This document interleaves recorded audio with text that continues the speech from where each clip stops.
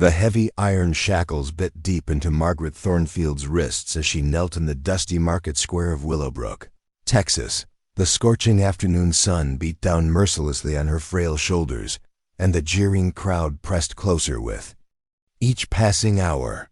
She hadn't eaten in 3 days, and her once elegant dress now hung in tatters around her emaciated frame.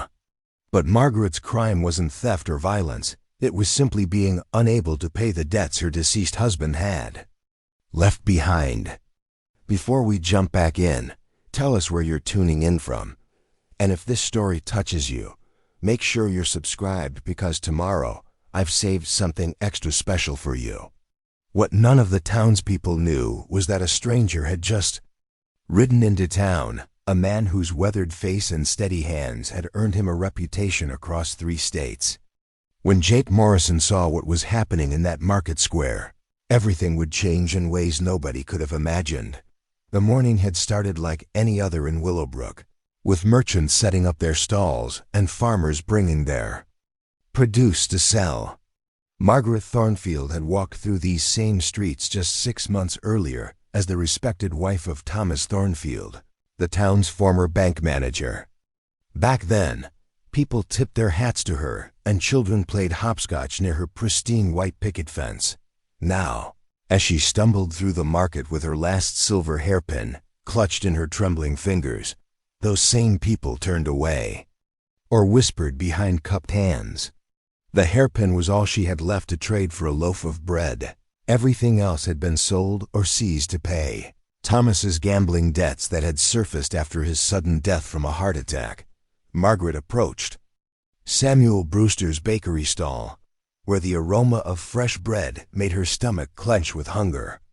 Brewster was a heavy-set man with small, calculating eyes who had grown wealthy by exploiting the desperate. He looked at the delicate silver hairpin with its tiny pearl accent and shook his head dismissively. "This trinket ain't worth half a loaf, widow," Brewster sneered, loud enough for nearby customers to hear. "Your husband's debts to my brother-in-law still stand at $47. Until that's settled, you get nothing from me." Margaret's knees nearly buckled. She had hoped the hairpin, a wedding gift from her grandmother, might buy her enough food to last until she could find work. But every business owner in town had been warned by the local debt collector, Vernon Walsh, not to extend her any credit or employment. "Please, Mr. Brewster," Margaret whispered, her voice barely audible above the market noise. "I haven't eaten since Sunday. I'm willing to work in your bakery, sweep floors, anything." Brewster's cruel laughter drew more attention. "Work? What work can a fancy lady like you do? You never lifted a finger your whole pampered life. Besides," Walsh made it clear, "anyone who helps you before those debts are paid will answer to him personally." Vernon Walsh was the kind of man who collected debts with brass knuckles and a smile. He had arrived in Willowbrook 2 years earlier, offering his services to local creditors who wanted their money without getting their own hands dirty. Walsh operated with the tacit approval of Sheriff Daniels, who found it convenient to let someone else handle the town's financial disputes. As Margaret stood there swaying with weakness, clutching the hairpin that represented her last shred of dignity, Walsh himself appeared through the crowd. He was a wiry man with pale eyes and a habit of cracking his knuckles when he spoke. 2 men flanked him, the brutish Foster twins, who served as his enforcers. "Well, well," Walsh drawled, his voice carrying across the suddenly quiet market square. "If it isn't our dear Mrs. Thornfield, still trying to live above her means." Margaret straightened her spine despite the dizziness that threatened to topple her. "I'm trying to buy food, Mr. Walsh. Nothing more." "Food?" Walsh examined his fingernails with theatrical concern. "Seems to me a woman with outstanding debts should be working to pay them off, not shopping for luxuries." "Bread isn't a luxury," Margaret replied, though her voice wavered. Walsh's pale eyes glittered with malice. "Everything's a luxury when you owe money, Mrs. Thornfield. Your husband borrowed from 3 different men in this town, used the money for poker games in Amarillo, and left you to clean up his mess. That's $47 to Brewster's brother-in-law, $31 to Merchant Crawley, and $58 to Old Man Patterson. Total comes to $136. The crowd murmured at the astronomical sum. Most working men in Willowbrook didn't see that much money in 6 months. Margaret felt the blood drain from her face as Walsh continued his public humiliation. "Now I've been patient," Walsh said, gesturing to the Foster twins. "Given you time to find employment, sell your belongings, maybe locate some generous relative. But it's been 4 months since the funeral, and all you've done is waste away feeling sorry for yourself." "I've tried to find work," Margaret protested. "Every merchant, every household, because I told them not to hire you," Walsh interrupted smoothly. "Can't have people thinking they can accumulate debts and just walk away. Bad for business. You understand." The crowd pressed closer, drawn by the spectacle of Margaret's degradation. Among them stood people who had once called her friend, women she had served with on church committees, men who had dined at her table when Thomas was alive. None of them met her eyes now. Walsh snapped his fingers, and the Foster twins stepped forward. Each carried a length of heavy chain and an iron shackle designed for restraining livestock. "Since you can't seem to understand the urgency of your situation, Mrs. Thornfield, we're going to help motivate you." Margaret backed away, but there was nowhere to go. The crowd had formed a tight circle around them, and she could see eager anticipation on many faces. Public humiliation was rare entertainment in a town where the most exciting events were usually barn raisings and church socials. "You can't do this," Margaret gasped. "This isn't legal." Walsh produced a folded document from his vest pocket. "Sheriff Daniels signed this order this morning. Public detention for debt evasion. Perfectly legal under territorial law." The paper was likely forged or obtained through bribery, but nobody in the crowd would challenge Walsh's authority. The first Foster twin, Marcus, grabbed Margaret's left wrist with hands like bear claws. She tried to pull away, but her weakened state made resistance futile. The cold iron shackle clicked shut around her wrist. Then the second twin, Luke, secured the other end to a thick wooden post that supported the market's central awning. "There now," Walsh said with satisfaction. "You'll stay here until someone pays your debts, or you come up with the money yourself. Consider it a public reminder of what happens when people don't honor their obligations." Margaret sank to her knees. In the dust, the chain's weight pulling at her wrists. The position forced her to remain visible to everyone in the market, a living warning about the consequences of crossing Vernon Walsh. Some people in the crowd shifted uncomfortably, but none spoke up in her defense. "How long?" Margaret asked, though she dreaded the answer. "Long as it takes," Walsh replied. "Could be days, could be weeks. Depends on how quickly you develop a work ethic." As the afternoon wore on, Margaret's situation became increasingly desperate. The sun climbed higher, turning the metal shackles into instruments of torture that burned her skin wherever they touched. Her mouth became dry as dust, and the smell of food from surrounding stalls made her stomach cramp with hunger. Some vendors continued their business as if nothing unusual was happening, but others seemed to take perverse pleasure in conducting their transactions close enough for Margaret to overhear discussions of fresh meat, sweet pastries, and cool water. Children dared each other to throw pebbles in her direction, while their parents either scolded them half-heartedly or pretended not to notice. By mid-afternoon, Margaret was struggling to remain conscious. The combination of hunger, thirst, and exposure was taking its toll on her already weakened body. She had lost considerable weight since Thomas's death, and her dress hung loose around her shoulders and waist. Her dark hair, once carefully styled, now hung in limp strands around her face. Dr. Harrison Webb, the town's physician, approached around 3 o'clock. He was a decent man who had treated Margaret's family for years, but even he seemed hesitant to get too close. Walsh's influence extended far enough that challenging him openly could result in serious consequences. "Mrs. Thornfield," Dr. Webb said quietly, kneeling just outside the chain's reach. "Are you injured?" Margaret managed to lift her head. "No injuries, doctor. Just tired." Dr. Webb glanced around nervously, then leaned closer. "This is inhumane. You need food and water, shelter from the sun." Before Margaret could respond, Walsh appeared beside them. "Dr. Webb, I hope you're not considering interfering with a legal detention." Dr. Webb straightened slowly, his jaw tight with suppressed anger. "I'm considering my medical oath, Walsh. This woman is suffering from exposure and malnutrition." "Then she should have thought about that before accumulating debts," Walsh replied coldly. "Unless you're planning to pay her $136 yourself." Dr. Webb's silence spoke volumes. Like everyone else in Willowbrook, he had family and responsibilities that prevented him from making grand gestures.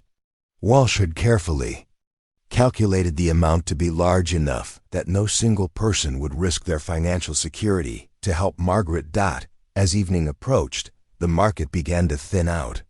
Vendors packed up their remaining goods and headed home to warm dinners and comfortable beds.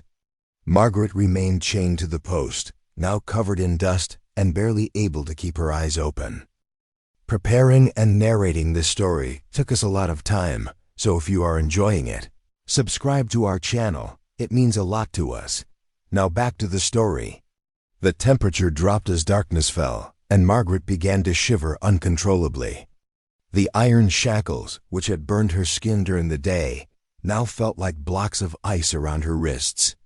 She pulled her thin shawl tighter, but it provided little protection against the desert night's chill. Around midnight, a figure approached through the shadows.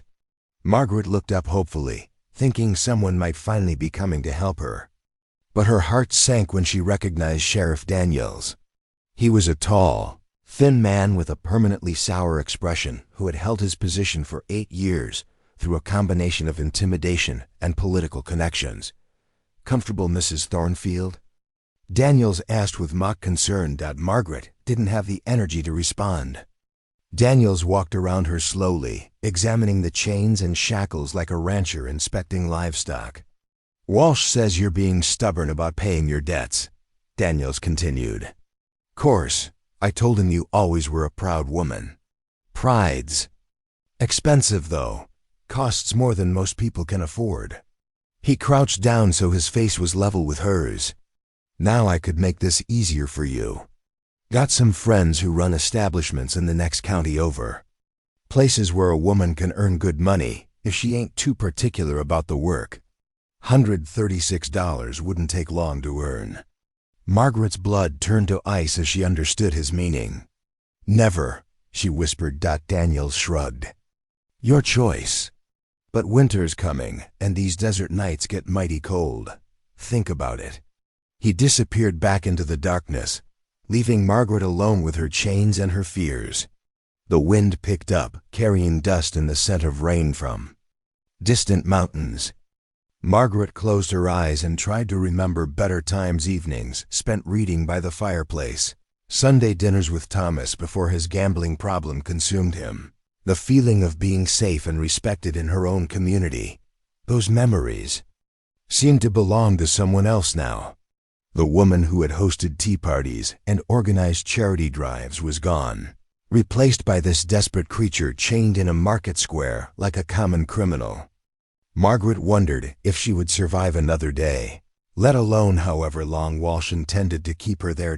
As dawn approached, bringing with it the promise of another day of heat, humiliation, and hunger, Margaret heard the distant sound of hoofbeats on the main road leading into Willowbrook. Most travelers avoided the town unless they had specific business there, so the sound was unusual enough to catch her attention. The hoofbeats grew closer, accompanied by the creak of leather and the subtle jingle of spurs.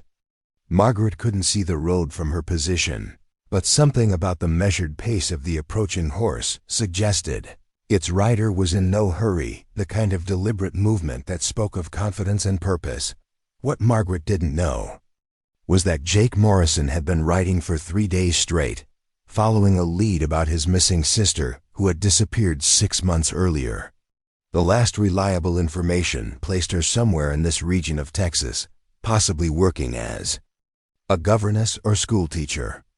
Jake had checked every major town between San Antonio and the New Mexico border, and Willowbrook was his final stop before heading north toward the Colorado Territory.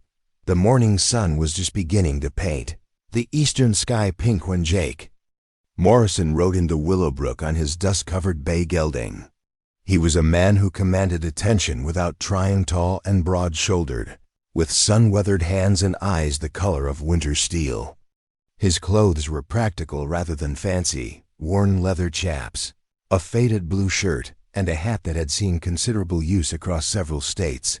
Jake had been a cowboy, a scout, and occasionally a lawman, depending on where life had taken him.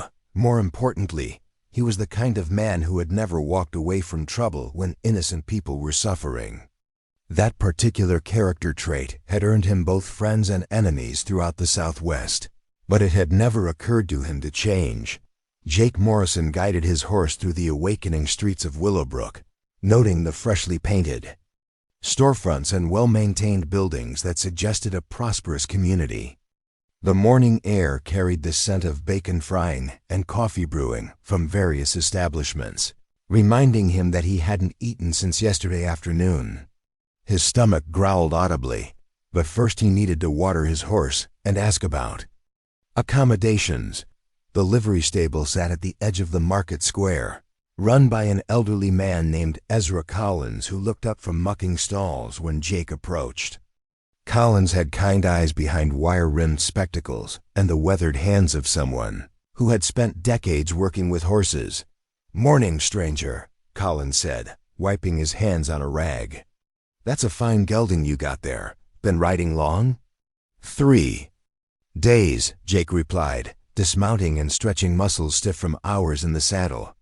"Need him watered, fed, and rubbed down. Might be staying a day or two." Collins nodded, already reaching for the horse's reins. "No problem at all. $5 for full care, including a stall for the night." He paused, studying Jake's face. "You wouldn't happen to be looking for work, would you? Cattle driving north in a few weeks always need experienced hands." Jake shook his head. "Just passing through, looking for someone. Young woman, dark hair, about 22 years old. Might be working as a teacher or governess. My name's Sarah Morrison." "Can't say I've seen anyone matching that description," Collins said thoughtfully. "Of course, you might want to check with Mrs. Henderson at the boarding house. She keeps track of most newcomers to town." As Collins led the gelding toward the water trough, Jake caught sight of something unusual in the market square.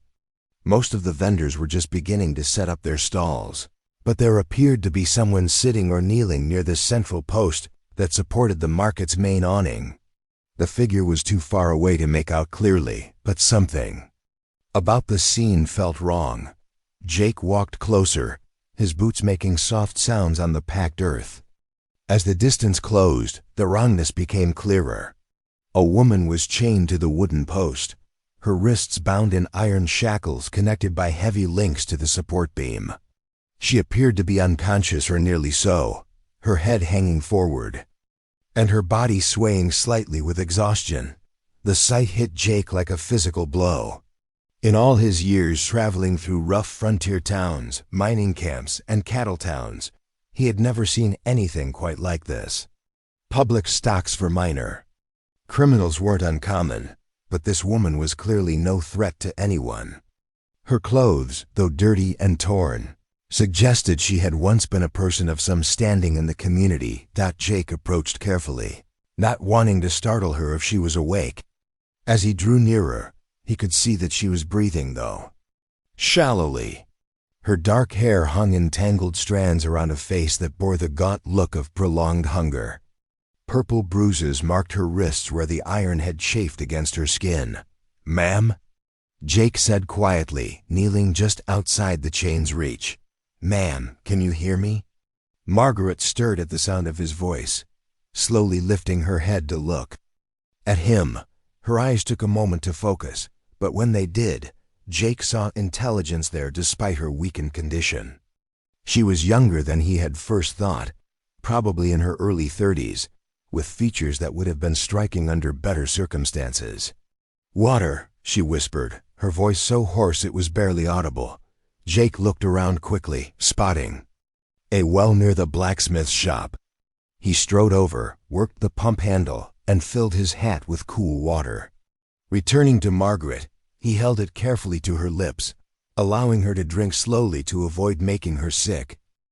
The water seemed to revive her somewhat. She managed to sit up straighter and looked at Jake with growing awareness. "Thank you," she said, her voice still weak but clearer than before. "What's your name?"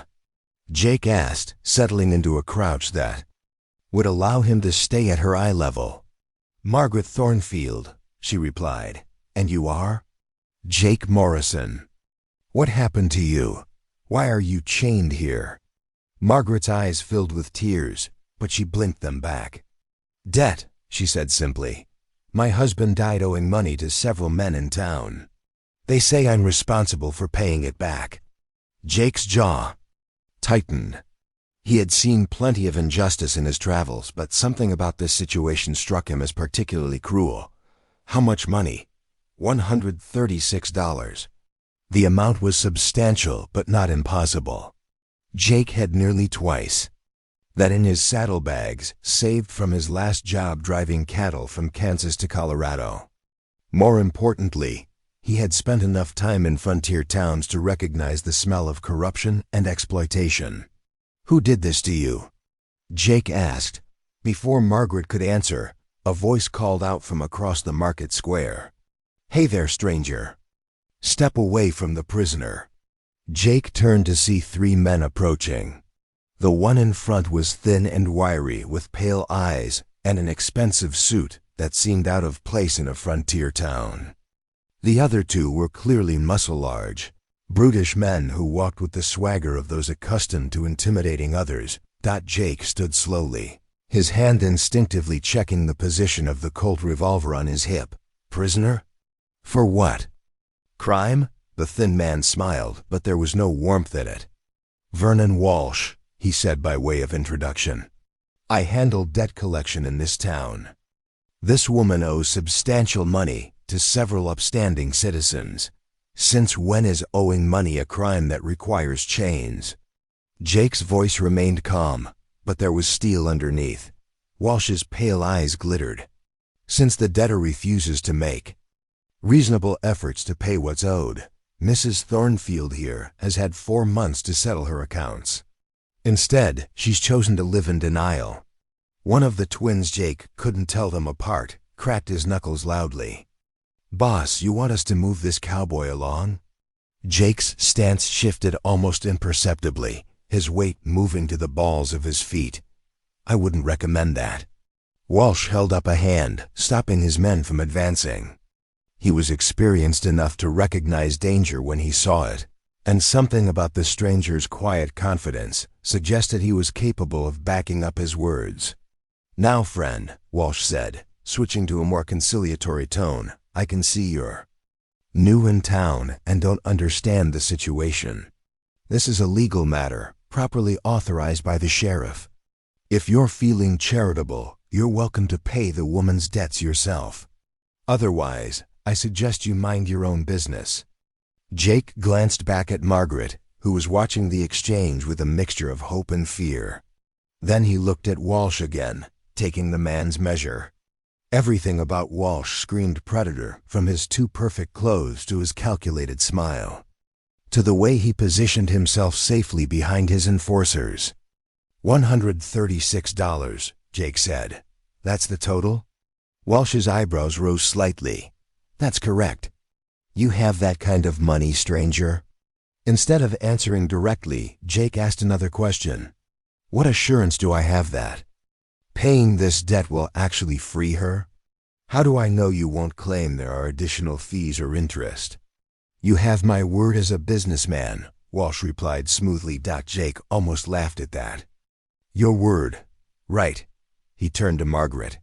"Mrs. Thornfield, do you trust this man's word?" Margaret's answer was barely a whisper, but it carried clearly in the morning air. "No," Walsh's face darkened. "Now see here. I see plenty," Jake interrupted. "I see a woman chained like an animal for debts she didn't create. I see a man in expensive suit making money off human misery, and I see two thugs ready to crack skulls if anyone objects." The Foster twins took a step forward, but Walsh waved them back. He was calculating now, trying to determine if the stranger represented a serious threat to his operation. "You're making accusations you can't prove, mister." "Maybe," Jake conceded. "But I know what I'm looking at." By now, other people were beginning to gather around the confrontation. Early rising merchants, curious townspeople, and a few farmers bringing goods to market all formed a loose circle around the central drama. Jake noticed that most of them kept their distance from Walsh and his men, suggesting the debt collectors. Reputation for violence was well established among the growing crowd. Jake spotted a man wearing a badge, Sheriff Daniels, though Jake didn't know his name yet. The sheriff was watching the proceedings with obvious interest but making no move to intervene. That told Jake everything he needed to know about law enforcement in Willowbrook. "Tell you what," Jake said to Walsh, his voice carrying clearly to the assembled crowd. "I'll pay your $136, but only after this woman is unchained and we have a written receipt stating that all debts are satisfied in full." Walsh hesitated. The offer was exactly what he claimed to want, but something about the stranger's confidence made him wary. "And what's your interest in this matter? You don't even know this woman." "My interest is that chaining human beings for debt is wrong, no matter what your local sheriff says about it being legal." Sheriff Daniels pushed through the crowd at that comment, his hand resting on his gun butt. "You got a problem with how I enforce the law, stranger?" Jake turned to face the sheriff, noting the man's nervous energy and the way his eyes darted toward Walsh before meeting Jake's gaze. "I've got a problem with calling this law enforcement. Where I come from, we'd call it something else." "Where you come from ain't here," Daniels said, trying to project authority he clearly didn't feel. "You're new in town, so maybe you don't understand how things work. Vernon Walsh has legal authority to collect on legitimate debts." "Legal authority? From who?" Daniel's face flushed red. "That's right, from me." Jake nodded slowly. "And what did Mr. Walsh pay you for that authority?" The question hung in the air like smoke from a gunshot. Several people in the crowd murmured among themselves, and Jake could see understanding dawning on some faces. The corruption was so blatant that even a stranger could spot it within minutes of arriving in town. Walsh stepped forward quickly, recognizing that the situation was sliding away from his control. "This conversation is pointless. You want to pay the woman's debts? Fine. Put your money where your mouth is." Jake reached into his vest pocket and pulled out a leather wallet. From it, he counted out $136 in gold coins and paper currency, holding the money where everyone could see it. The sum represented weeks of dangerous work, but he had made his decision. "Here's your money," Jake said. "Now unlock those chains." Walsh gestured to the Foster twins, who produced keys and began unlocking Margaret's shackles. As the iron fell away from her wrists, she gasped with relief and nearly collapsed. Jake caught her arm, helping her stand on unsteady legs. "Receipt," Jake said firmly. Not releasing his grip on the money. Walsh pulled out a small notebook and wrote quickly, tearing out the page and handing it to Jake. The paper read, "Received from Jake Morrison, $136 in full payment of all debts owed by Margaret Thornfield. Signed, Vernon Walsh." Jake examined the receipt carefully, then handed over the money. Walsh counted it twice before nodding to his men. "Pleasure doing business," he said with a smile that didn't reach his eyes. As Walsh and the Foster twins walked away, the crowd began to disperse. Some people looked pleased by the outcome, while others seemed disappointed that the entertainment was over. Sheriff Daniels lingered for a moment, glaring at Jake before following Walsh toward the saloon. Jake turned his attention back to Margaret, who was rubbing her wrists where the shackles had left angry red marks. She was still unsteady on her feet, and he could see that she needed food and medical attention. "Mrs. Thornfield," Jake said gently, "when did you last eat?" "Tuesday," she replied faintly. "Today was Friday." Jake felt anger building in his chest again, but he pushed it down. Margaret needed help, not rage. "Come on," he said, offering her his arm. "Let's get you fed." Margaret hesitated. "I can't accept charity. I have no way to repay you for what you've already done." "We'll worry about that later," Jake said. "Right now you need food and rest." He guided her slowly toward the boarding house, noting how she leaned heavily on his arm, despite trying to maintain her dignity. The ordeal had clearly taken a severe toll on her health, and Jake wondered how much longer she could have survived chained in the market square. As they walked, Jake's mind was already working on the larger problem. He had solved Margaret's immediate crisis, but Walsh was still operating. In Willowbrook, the debt collector's business model depended on exploiting desperate people, and there were undoubtedly others who couldn't count on a stranger's intervention. More troubling was the obvious corruption, linking Walsh to Sheriff Daniels. That kind of arrangement didn't happen overnight, which meant Walsh had been systematically preying on the town's vulnerable residents for some time. Jake had seen similar situations in other frontier communities, and he knew they rarely resolved themselves peacefully. But first, Margaret needed care. Everything else could wait until she was safe and recovering. Jake helped her up the steps to Mrs. Henderson's boarding house, already planning what needed to happen next. What Jake didn't know was that Vernon Walsh was already planning his response. The debt collector had built his reputation on the principle that challenging his authority had consequences. No stranger was going to ride into Willowbrook and undermine his carefully constructed system of control. The Foster twins were already receiving their instructions as Jake and Margaret disappeared into the boarding house. By nightfall, the mysterious Cowboy would understand exactly how things worked in Vernon. Walsh's town. Mrs. Eleanor Henderson ran the only respectable boarding house in Willowbrook, a 3-story Victorian structure with gingerbread trim and a wraparound porch that had seen better days. She was a widow herself, having lost her husband to consumption 5 years earlier, and she understood the precarious position of women left to fend for themselves in a frontier town. When Jake helped Margaret up the front steps, Mrs. Henderson emerged from behind the check-in desk with a mixture of concern and wariness. She was a small woman with graying hair pinned back severely and intelligent brown eyes that missed very little. "Mr. Morrison, isn't it?" she said, having clearly heard about the morning's events from one of her other guests. "And Mrs. Thornfield." "My dear, you look absolutely dreadful." Margaret managed a weak smile. "I feel worse than I look, Eleanor." Mrs. Henderson's expression softened immediately. Despite the social distance that Walsh's intimidation had created, she had known Margaret for years and retained genuine affection for her. "Come in, both of you. Mrs. Thornfield, you need a bath, clean clothes, and a proper meal. Mr. Morrison, I assume you'll be wanting a room?" "Yes, ma'am," Jake replied. "And Mrs. Thornfield will need one as well. I'll cover both." Margaret started to protest, but Mrs. Henderson cut her off with a gentle but firm gesture. "Hush, dear. This isn't the time for pride. You're barely standing as it is." She led them into a comfortable sitting room decorated with floral wallpaper and family photographs.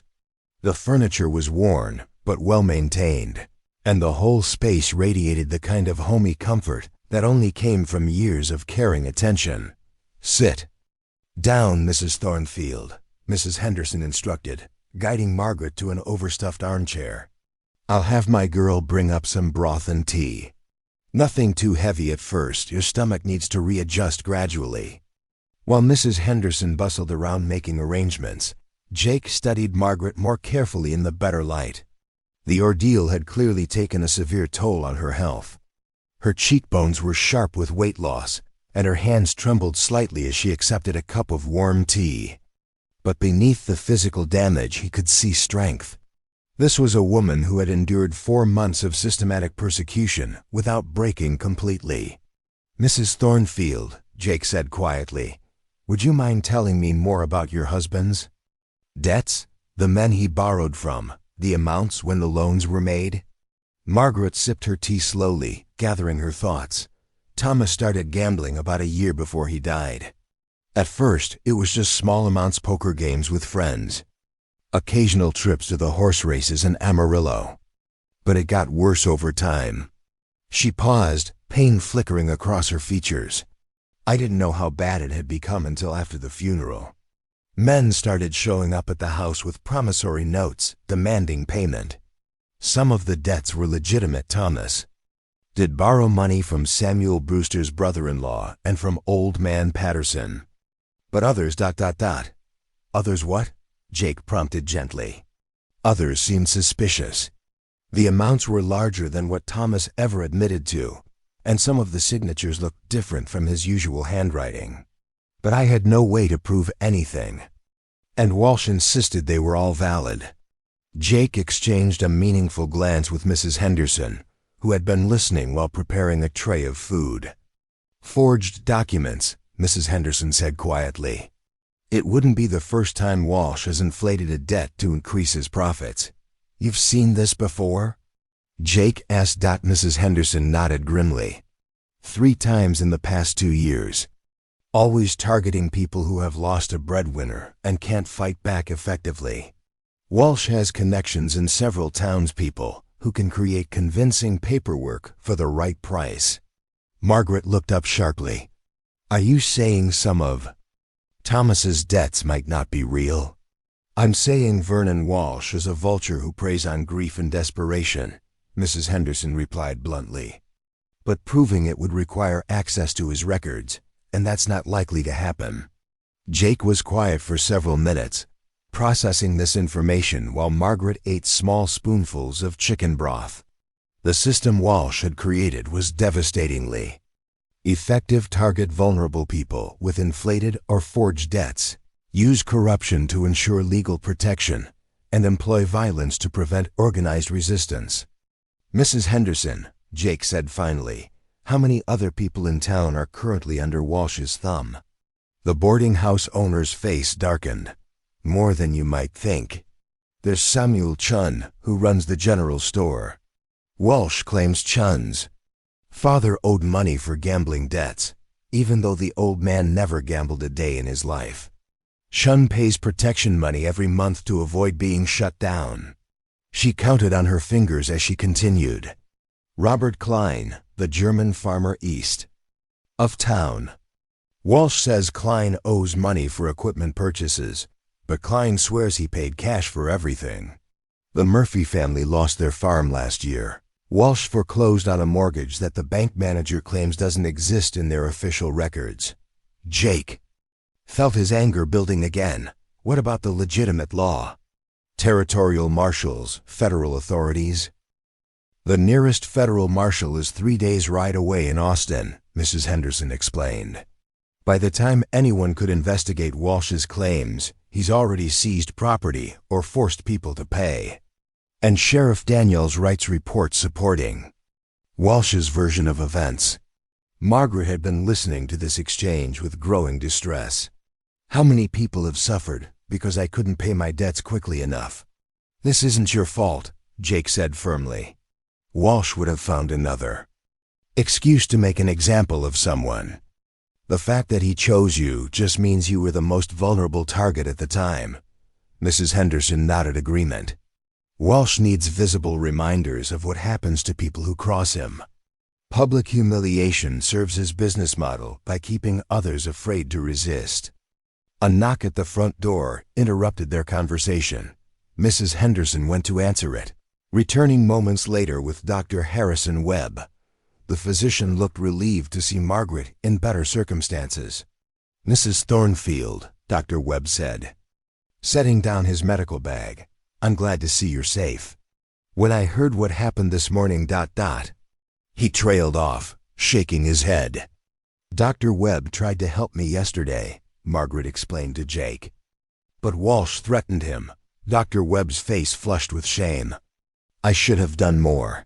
The medical oath requires me to prevent suffering, regardless of political complications. You did what you could under the circumstances, Jake said diplomatically.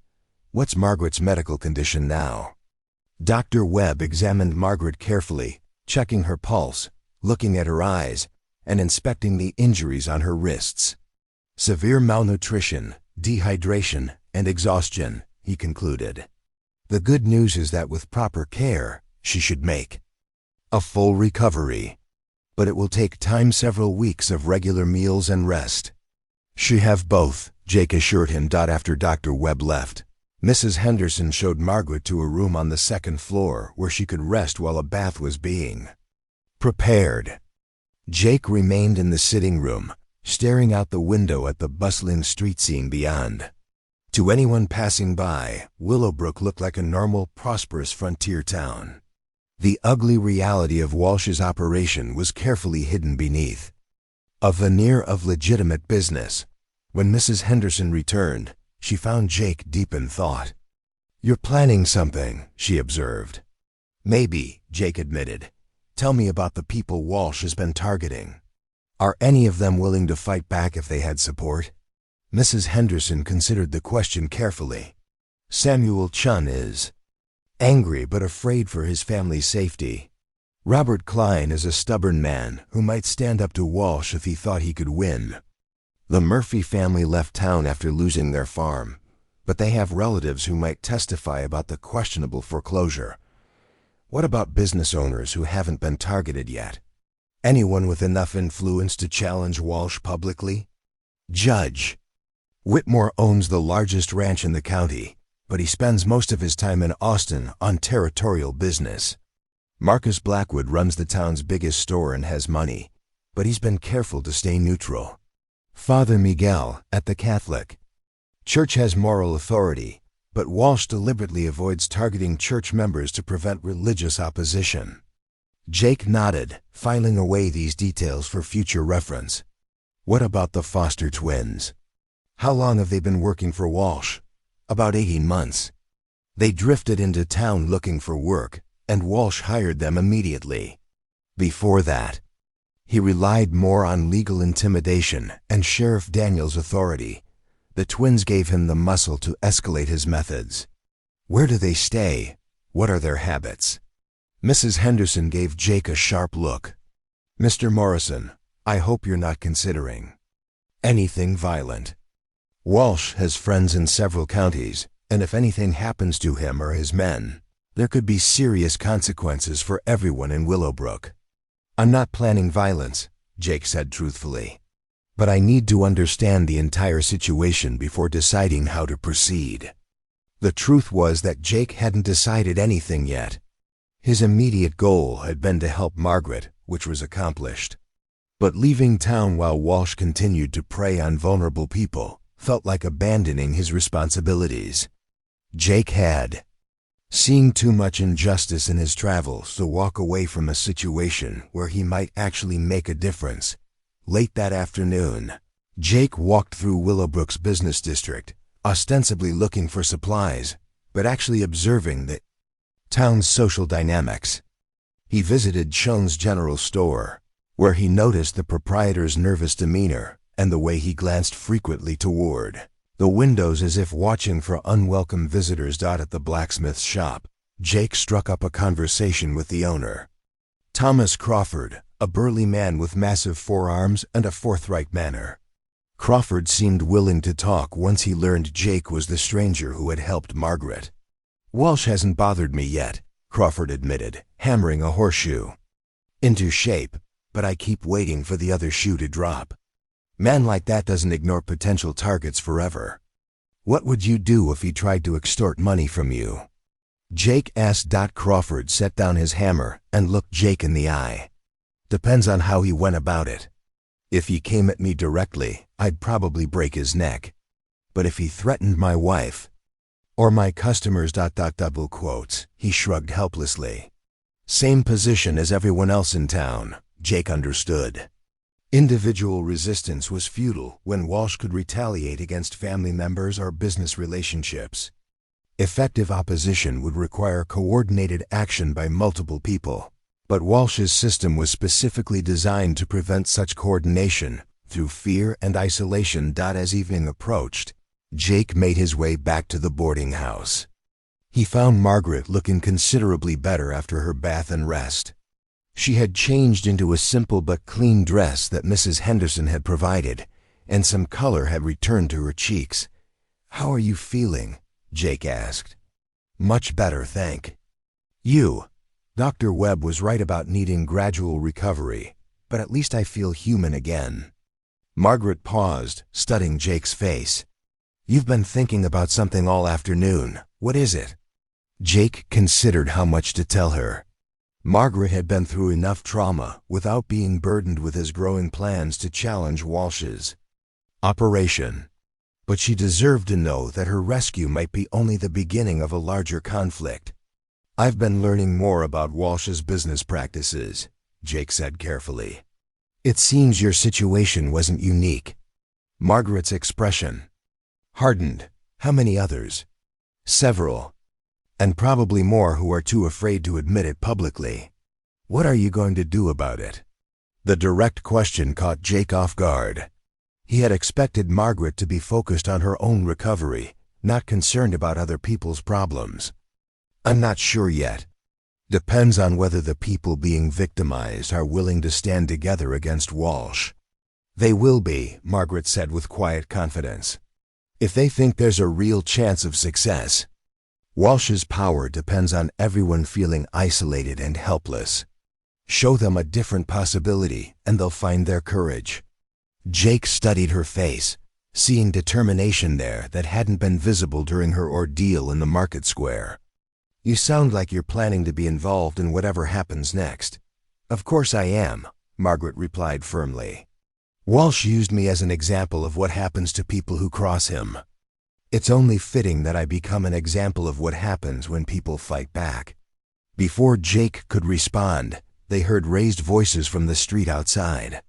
Through the window, they could see a group of men gathered near the saloon, their body language suggesting some kind of confrontation. At the center of the group stood Vernon Walsh, gesticulating angrily while Sheriff Daniels listened with obvious discomfort. "Looks like Walsh isn't happy about this morning's events," Jake observed.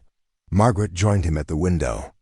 "He's probably trying to figure out how to retaliate without looking weak in front of the whole town." As they watched, the Foster twins emerged from the saloon and joined the discussion. Whatever Walsh was saying seemed to satisfy them, because both men nodded and headed off in different directions.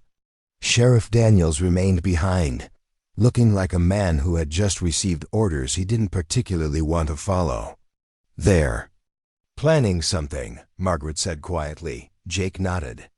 "Question is whether they'll try to run me out of town or escalate to violence." Knowing Walsh, probably both. He'll start with legal harassment through Sheriff Daniels, then escalate if that doesn't work. As if summoned by their conversation, Sheriff Daniels appeared on the boarding house's front porch. His knock was loud and official, the kind of sound designed to intimidate anyone inside. Mrs. Henderson answered the door with obvious reluctance. "Sheriff Daniels, what can I do for you?" "I need to speak with the stranger who's staying here, Jake Morrison." Jake appeared in the doorway behind Mrs. Henderson. "I'm Morrison." "What do you want?" Daniels tried to project authority, but his nervousness was obvious. "I need to see your papers. Identification, proof of employment, travel documents." "Why?" "We've had reports of suspicious activity, vagrancy complaints. I need to verify you're not wanted for crimes in other jurisdictions." Jake almost smiled at the transparent harassment. "Vagrancy? I paid for my room and board, and I have money for whatever I need. As for being wanted elsewhere, you're welcome to send telegrams to any law enforcement agency you choose." Daniels shifted uncomfortably. Just produce your papers, Morrison. Jake reached into his vest and pulled out a worn leather folder containing various documents. Certificate of discharge from the Texas Rangers, dated 6 months ago. Letter of credit from the Cattleman's Bank in San Antonio. Travel papers from my last job with the Barty Ranch in Colorado. Daniels examined the documents with growing frustration. Everything was legitimate and in order. These could be forged. Could be, Jake agreed pleasantly. But they're not. Feel free to verify any of it by telegraph. I might just do that. Daniels handed back the papers. In the meantime, I'll be keeping an eye on you, Morrison. This is a peaceful town, and we don't need troublemakers stirring things up. Peaceful, Jake repeated. That what you call chaining women in the market square? Daniel's face reddened. That was a legal debt collection procedure, properly authorized by you in exchange for money from Walsh. The accusation hung in the air like smoke. Daniel's hand moved instinctively toward his gun, but he caught himself. Starting a gunfight on a public street would be difficult to justify, especially with witnesses present. You're walking a dangerous line, Morrison, Daniel said finally. Seems to me the only dangerous thing in this town is the corruption you're enabling. Daniels turned and stalked away without another word, but Jake could see the fury in his shoulders, and the way his hand remained near his weapon. The gauntlet had been thrown down, and everyone involved understood that the situation was escalating beyond mere legal harassment. Margaret had been listening from inside the boarding house. When Jake returned to the sitting room, she looked troubled but resolute. They'll try to provoke you into violence, she warned. Once you draw your gun or throw a punch, Daniels can arrest you or even claim self-defense if things go badly. No, Jake replied, but they're also testing my resolve. If I back down now, Walsh wins and everyone in town learns that challenging him has consequences. Margaret nodded slowly. Then we need to be smarter than they are. Find a way to expose Walsh's corruption without giving Daniels an excuse to use violence. The word "we" didn't escape Jake's notice. Despite everything she had endured, Margaret was committed to seeing this through. That kind of courage deserved support, but it also meant the stakes were higher than Jake had initially realized. Whatever happened next would determine not just his own fate, but the future of everyone in Willowbrook who had suffered under Walsh's system of exploitation. The mysterious cowboy who had ridden into town that morning was about to discover just how deep the corruption ran and how far Vernon Walsh was willing to go to protect his empire. The next morning brought an unexpected visitor to Mrs. Henderson's boarding house. Samuel Chun arrived just after dawn, carrying a basket of fresh vegetables and wearing the determined expression of a man who had spent a sleepless night making difficult decisions. Jake was already awake, having developed the habit of rising early during his years as a cowboy. He found Chun pacing nervously on the front porch, clearly working up courage for whatever he had come to say. "Mr. Morrison?" Chun asked in accented English. His family had immigrated from China 15 years earlier, and though his English was fluent, traces of his native language still colored his pronunciation. "That's right. You're Mr. Chun from the general store?" Chun nodded, glancing around to ensure they weren't being observed. "I bring vegetables for Mrs. Thornfield, but also I must speak with you about Vernon Walsh." Jake gestured toward the sitting room. "Come inside. We can talk privately." Margaret was already dressed and sitting by the window with a cup of coffee, looking significantly stronger than she had the previous day. Mrs. Henderson bustled around preparing breakfast, but Jake could tell she was listening intently to every word. Chun set down his basket and took a deep breath. "Yesterday, when you helped Mrs. Thornfield, you showed something important. You show that Walsh can be challenged." "What's your situation with Walsh?" Jake asked directly. "He claims my father owes gambling money before he dies. $53. But my father never gambled, never. He is a Buddhist, very religious. Man, Walsh has paper with father's signature, but the signature is wrong. I know my father's writing. Chun pulled out a crumpled document from his coat pocket. This is a copy of the debt paper. You see the signature at the bottom? My father always writes his name, Samuel Chun Sr., in very careful English letters. This signature is different, more like Chinese brush writing, but with wrong characters. Jake examined the document carefully. Even to his untrained eye, the signature looked suspicious. The handwriting was inconsistent with the rest of the document, and Chun was right about the style being different from typical English penmanship. How long has Walsh been collecting on this supposed debt? Margaret asked. 18 months, Chun replied bitterly. Every month, he comes to the store and takes $15. Says it's a payment plan with interest. At this rate, $53 debt becomes $200 before it is finished. Jake did quick mental arithmetic. You've already paid him over $250. Yes, and when I say debt should be finished, Walsh says interest keeps growing. He has Sheriff Daniels write a paper saying debt is legal and must be paid. Mrs. Henderson stopped her food preparation and turned to face Chun. Samuel, why haven't you told anyone about this before? Chun's shoulders sagged. Who shall I tell? Sheriff works for Walsh. Judge Whitmore never in town.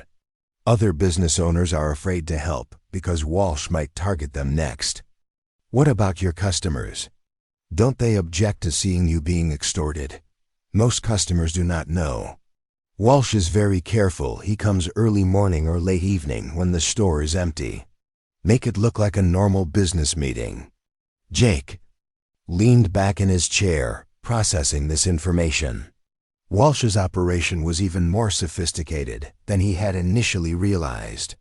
The debt collector was systematically bleeding his victims while maintaining plausible deniability about his methods. Mr. Chun, Jake said carefully, what would you need to feel safe standing up to Walsh publicly? Chun considered the question seriously. Protection for my family. My wife and 2 children live above the store. If Walsh sends foster twins to hurt them, ... double quotes, he shuddered at the thought. What if Walsh's authority could be challenged legally? If his arrangement with Sheriff Daniels was exposed?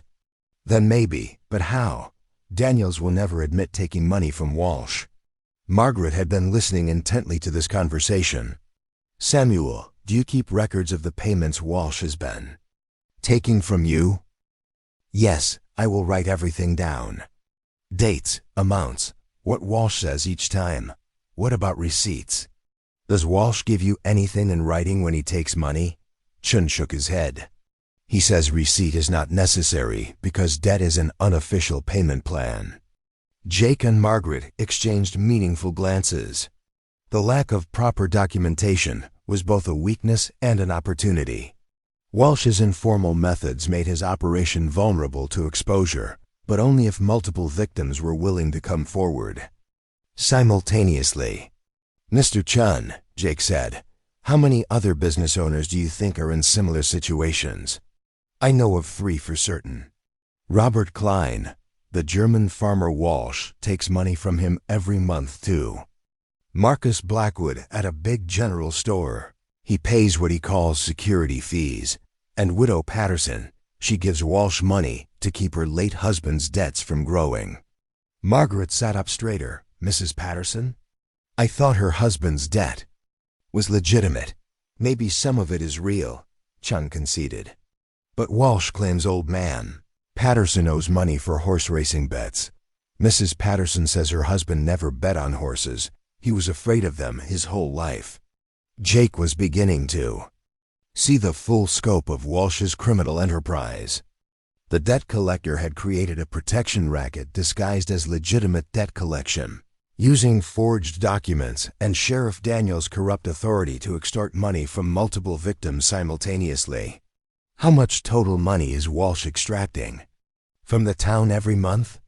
Jake asked. Chun calculated quickly. From people I know about? Maybe $70, $80. But there are probably others I don't know. Mrs. Henderson whistled softly. That's nearly $1,000 a year, just from the victims we know about. And it's all profit, Margaret added grimly. Walsh doesn't have to repay any actual creditors, because most of the debts are fake. A knock at the front door interrupted their discussion. Mrs. Henderson went to answer it, returning with Dr. Webb, who looked agitated and kept glancing over his shoulder as if he had been followed. Dr. Webb, Margaret said with concern. What's wrong? I've just come from the Klein farm, Dr. Webb said, accepting the chair Mrs. Henderson offered him. Robert Klein was beaten badly last night. Someone broke 3 of his ribs and gave him a concussion. Jake's jaw tightened. The Foster twins? Klein says he never saw his attackers clearly. They came after dark and wore bandanas over their faces. But the timing is suspicious, coming right after your confrontation with Walsh yesterday. What exactly happened? Margaret asked. Dr. Webb pulled out a small notebook and consulted his notes. According to Klein, 2 men approached his farmhouse around midnight. They said they had a message from Vernon Walsh about missed payments. When Klein said he was current on his payments, they beat him unconscious and left him in his front yard. Is he going to be all right? Mrs. Henderson asked. Physically, yes, but he's terrified. The attackers told him that worse things would happen if he didn't increase his monthly payments from $20 to $35. Shun paled at this news. They are escalating, making an example of Klein to frighten the rest of us. Jake stood up and walked to the window, staring out at the street while his mind worked through the implications. Walsh was demonstrating that challenging his authority would have consequences not just for Jake, but for anyone associated with resistance to his operation. Dr. Webb, Jake said without turning around, in your medical opinion, could Klein's injuries be consistent with a fall or accident? Absolutely not. These were deliberate blows from someone who knew how to inflict maximum pain without causing permanent damage. Very professional work. What about Sheriff Daniels? Has he been informed about the attack? Dr. Webb's expression darkened. I reported it this morning. Daniels said Klein probably fell off his horse while drunk and made up the attack story to avoid embarrassment. Margaret stood up abruptly, her face flushed with anger. This has to stop. Walsh is escalating because he thinks he can intimidate everyone into submission. What do you propose we do? Jake asked, though he could see the determination building in her eyes. We gather all the victims together and present a united front. Make Walsh's crimes public where everyone can see them. Chun shook his head nervously. Too dangerous. If we all meet together, Walsh will know we are organizing against him. Then we meet separately and coordinate our stories, Margaret insisted. Jake, you said yesterday that individual resistance was futile, but collective action might work. Jake turned back to face the room. It might, but it would have to be done carefully, and everyone involved would need to understand the risks. Dr. Webb leaned forward in his chair. What kind of risks? Walsh has already shown he's willing to use violence. If he feels cornered, he might escalate further. People could get hurt. People are already getting hurt, Margaret pointed out. Klein is just the beginning. Walsh will keep targeting anyone who shows signs of resistance until everyone in town is too afraid to stand up to him. Mrs. Henderson had been listening quietly while she prepared breakfast, but now she spoke up. There might be another option. Judge Whitmore is supposed to return from Austin next week for the quarterly court session. If we could present evidence to him. Walsh has been operating for 2 years with Daniel's protection, Jake said skeptically. What makes you think Judge Whitmore doesn't know about it? Judge Whitmore is an honest man, Mrs. Henderson insisted. He spends most of his time in Austin because his wife is ill, but when he's here, he runs a fair court. The problem is that Walsh has been careful to keep his activities below the judge's notice. Shun nodded agreement. Judge Whitmore, good man. But he only hears cases that Sheriff Daniels brings to him. And Daniels never brought a case against Walsh. Jake considered this possibility. If Judge Whitmore was indeed honest, presenting him with evidence of Walsh's crimes could provide a legal solution that didn't require violence or vigilante justice. But gathering that evidence would require the cooperation of multiple victims, all of whom were currently too frightened to act. How many people would we need to make a compelling case? Jake asked. Dr. Webb consulted his notebook again. I've treated injuries that I suspect came from Walsh's operations at least 6 times in the past year. If those victims were willing to testify, plus the financial records from people like Chun. It would take more than medical testimony, Margaret said thoughtfully. We'd need documentation of the forged debts, evidence of the payments being extorted, and proof that Sheriff Daniels is being bribed to provide protection. The bribery would be hardest to prove, Mrs. Henderson admitted. Daniels isn't stupid enough to leave written records of his arrangement with Walsh. Jake walked back to his chair and sat down heavily. There's another problem. Even if we can gather evidence and present it to Judge Whitmore, isn't going to sit quietly while we build a case against him. You think he'll try to stop us? Shun asked. I think he'll try to eliminate the threat before it becomes serious. That means targeting the people most likely to testify against him. Margaret's expression hardened further. Then we need to move quickly and stay together for protection. Stay together how? Dr. Webb asked. Bring the victims here to the boarding house, Margaret suggested. Mrs. Henderson has room, and it would be harder for Walsh to intimidate people if they're not isolated on their farms or in their shops. Mrs. Henderson looked thoughtful. I do have several empty rooms, and the boarding house has a good reputation for discretion. But housing Walsh's victims would essentially declare war on his operation. Jake studied the faces around him, seeing fear mixed with determination on each one. These people had been living under Walsh's thumb for months or years, and the possibility of freedom was intoxicating, despite the obvious dangers. If we're going to do this, Jake said finally, we need to understand that there's no going back once we start. Walsh will view any organized resistance as an existential threat to his business. Good, Margaret said firmly. Because that's exactly what it should be. Shun was quiet for a long moment, clearly wrestling with the decision. Finally, he looked up at Jake. If you think we can win, I will help. But my family must be protected. I can't guarantee anyone's safety, Jake said honestly. But I can promise that if we work together, we'll have a better chance than if we try to resist Walsh individually. Dr. Webb nodded slowly. Count me in. I took an oath to prevent suffering, and Walsh's operation is causing more harm than any disease I've treated. Mrs. Henderson straightened her shoulders. This is my boarding house, and I'll decide who stays here. If protecting Walsh's victims means declaring war on him, so be it. Jake looked at each person in turn, seeing the moment when fear transformed into resolve. All right then, we're committed.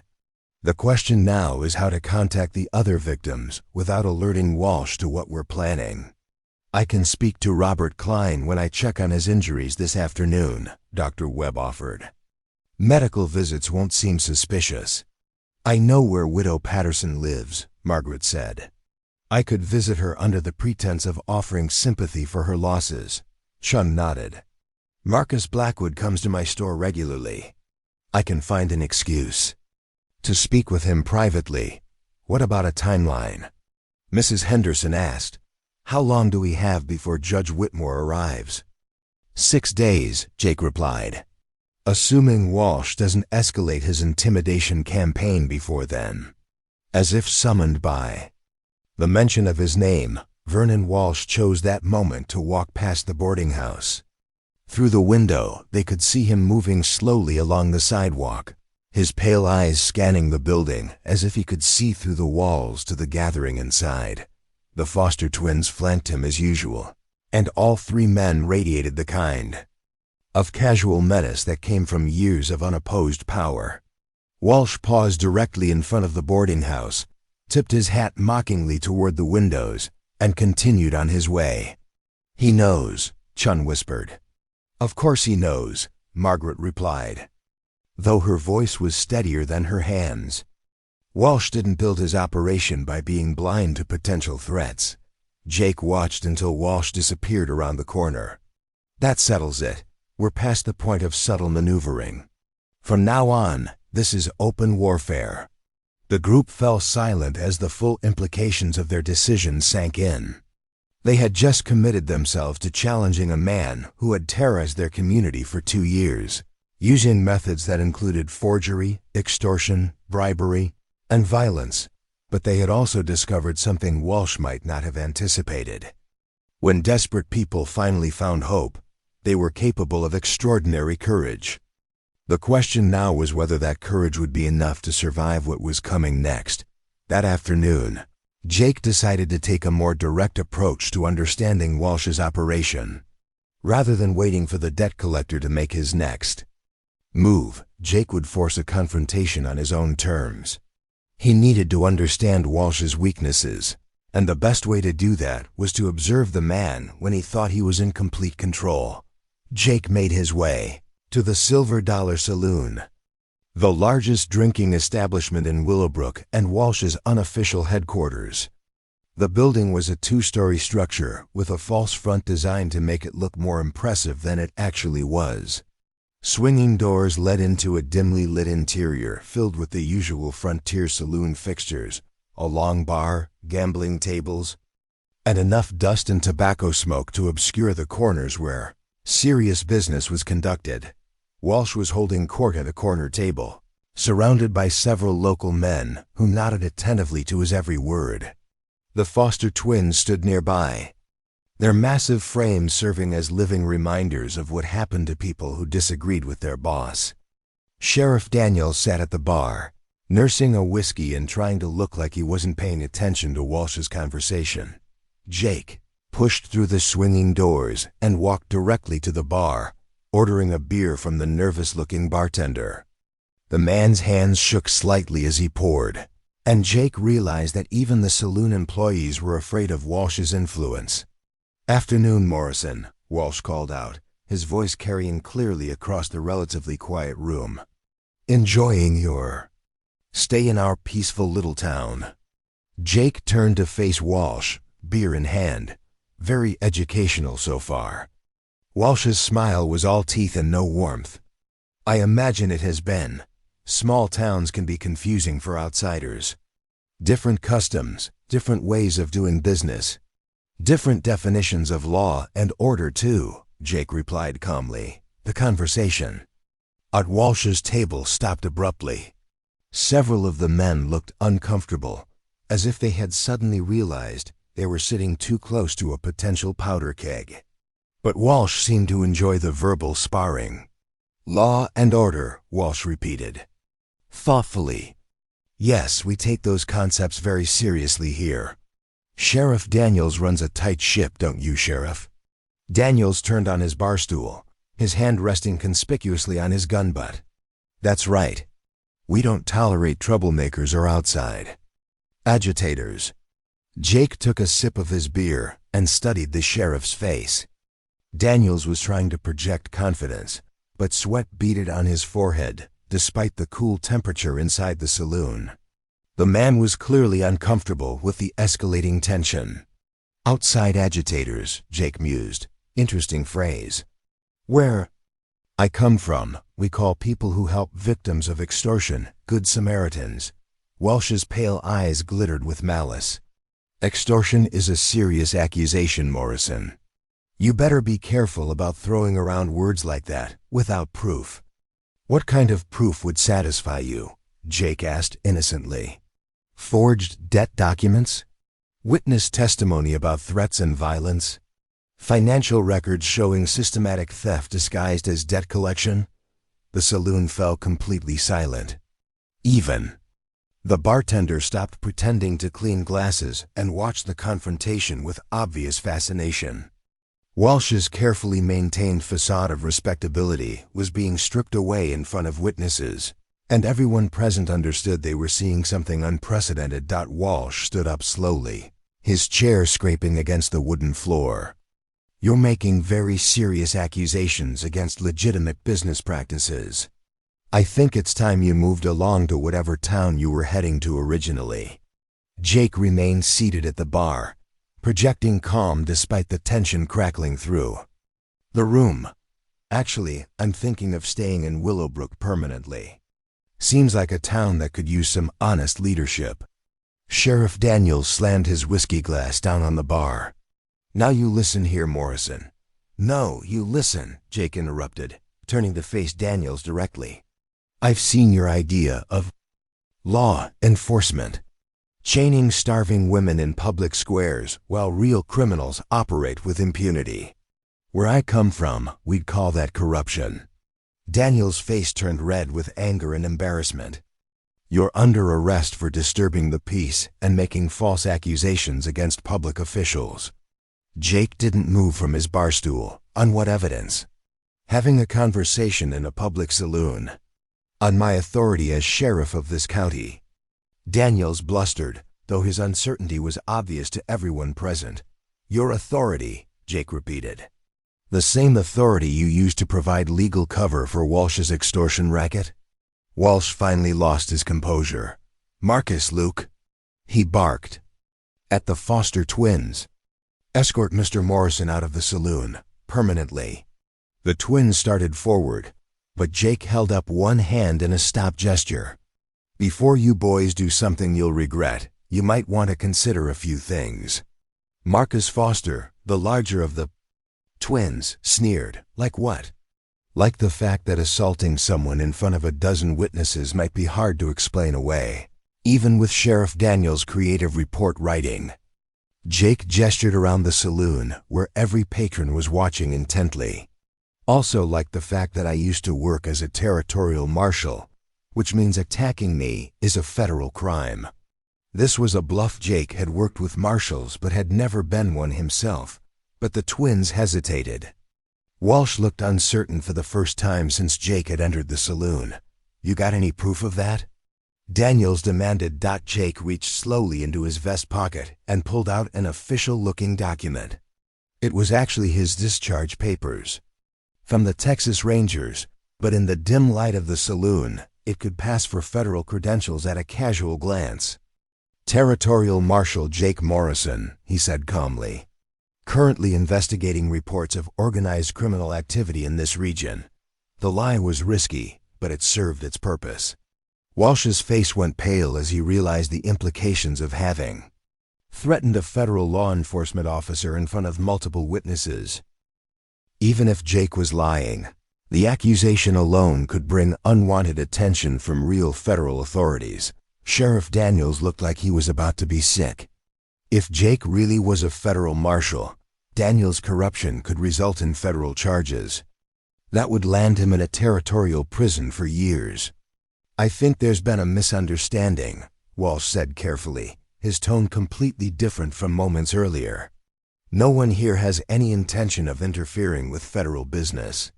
Jake finished his beer and stood up slowly. "Good to hear. Because federal business includes investigating reports of extortion, bribery, and conspiracy to violate territorial law." He walked toward the saloon doors, then paused and turned back.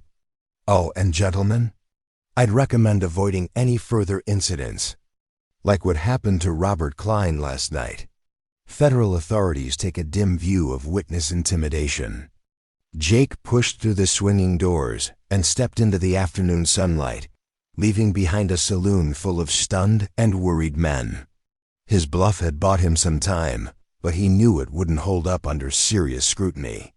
Walsh was too smart to remain intimidated for long once he had time to think through the implications. More importantly, Jake had probably escalated the situation beyond the point of peaceful resolution. Walsh now viewed him as an existential threat, which meant the debt collector would be planning more serious retaliation than simple intimidation.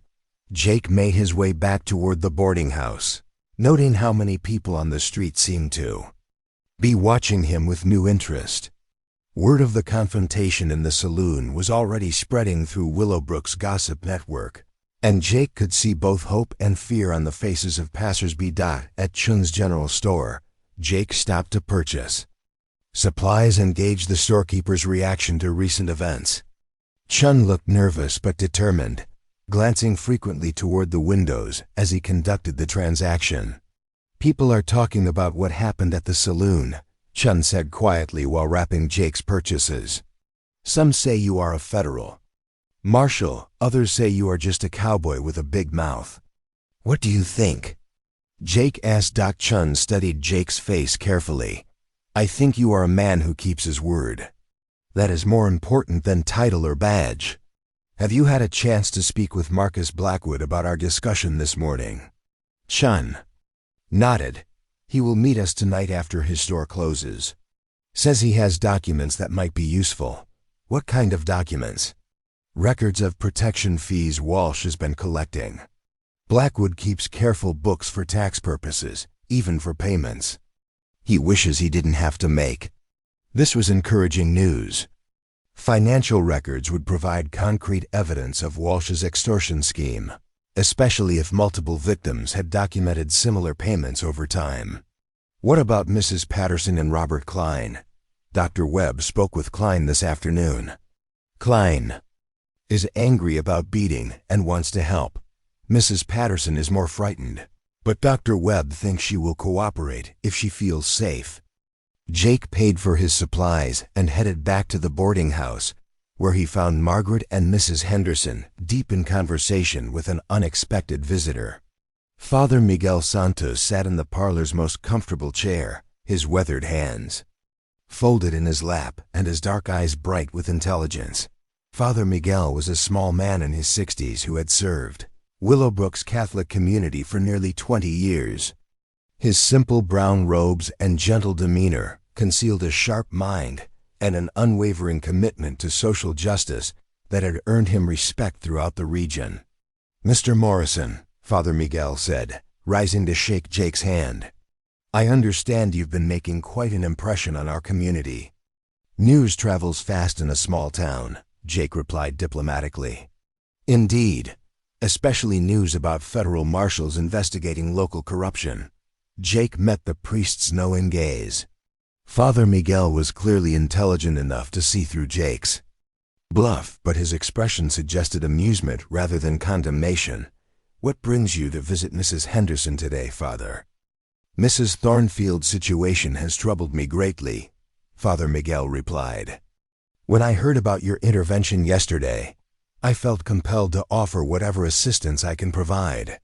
Margaret leaned forward in her chair. "Father Miguel has been documenting Walsh's activities for months. He thinks there might be a canonical case for excommunication if we can prove Walsh is deliberately harming church members." This was an interesting development. While excommunication wouldn't stop Walsh's criminal activities, it would damage his social standing and potentially turn the town's Catholic population against him. "How many of Walsh's victims are members of your congregation?" Jake asked. "7 that I know of," Father Miguel replied. "Possibly more who haven't felt comfortable discussing their situations with me." Mrs. Henderson poured coffee for everyone, while Father Miguel continued, "The church has its own legal procedures for dealing with serious moral violations. If we can document that Walsh is systematically harming church members through fraudulent means, I can petition the bishop for formal sanctions." "What would that practically accomplish?" Jake asked. "Social isolation," Margaret answered. "Willowbrook is 60% Catholic. If the church formally condemns Walsh's activities, it becomes much harder for him to maintain his reputation as a legitimate businessman." Jake considered this angle. Religious authority carried significant weight in frontier communities, and the threat of excommunication might force Walsh to moderate his methods, even if it didn't stop his operation entirely. "Father, would church members be willing to testify about their experiences with Walsh?" "Some would, particularly if they believe their testimony would help protect others from similar persecution." A knock at the front door interrupted their conversation. Mrs. Henderson went to answer it, returning with Marcus Blackwood. who looked around nervously before taking the seat she offered him. Blackwood was a prosperous merchant in his 50s, well-dressed and usually confident. But today he carried himself like a man who had made a difficult decision and wasn't entirely comfortable with its implications. "Mr. Morrison," Blackwood said without preamble, "I understand you're organizing resistance to Vernon Walsh's activities." "I'm gathering information about possible criminal violations," Jake replied carefully. "What those violations might lead to depends on what we discover." Blackwood reached into his coat and pulled out a leather-bound ledger. "These are my business records for the past 18 months. The entries marked with red ink represent payments to Walsh for what he calls security services." Jake opened the ledger and scanned the entries. The amounts were substantial, $25 per month, every month, with no indication of what services Walsh was supposedly providing in return. "What exactly does Walsh claim these security services include?" Margaret asked. "Protection from theft, vandalism, and other criminal activities," Blackwood replied bitterly.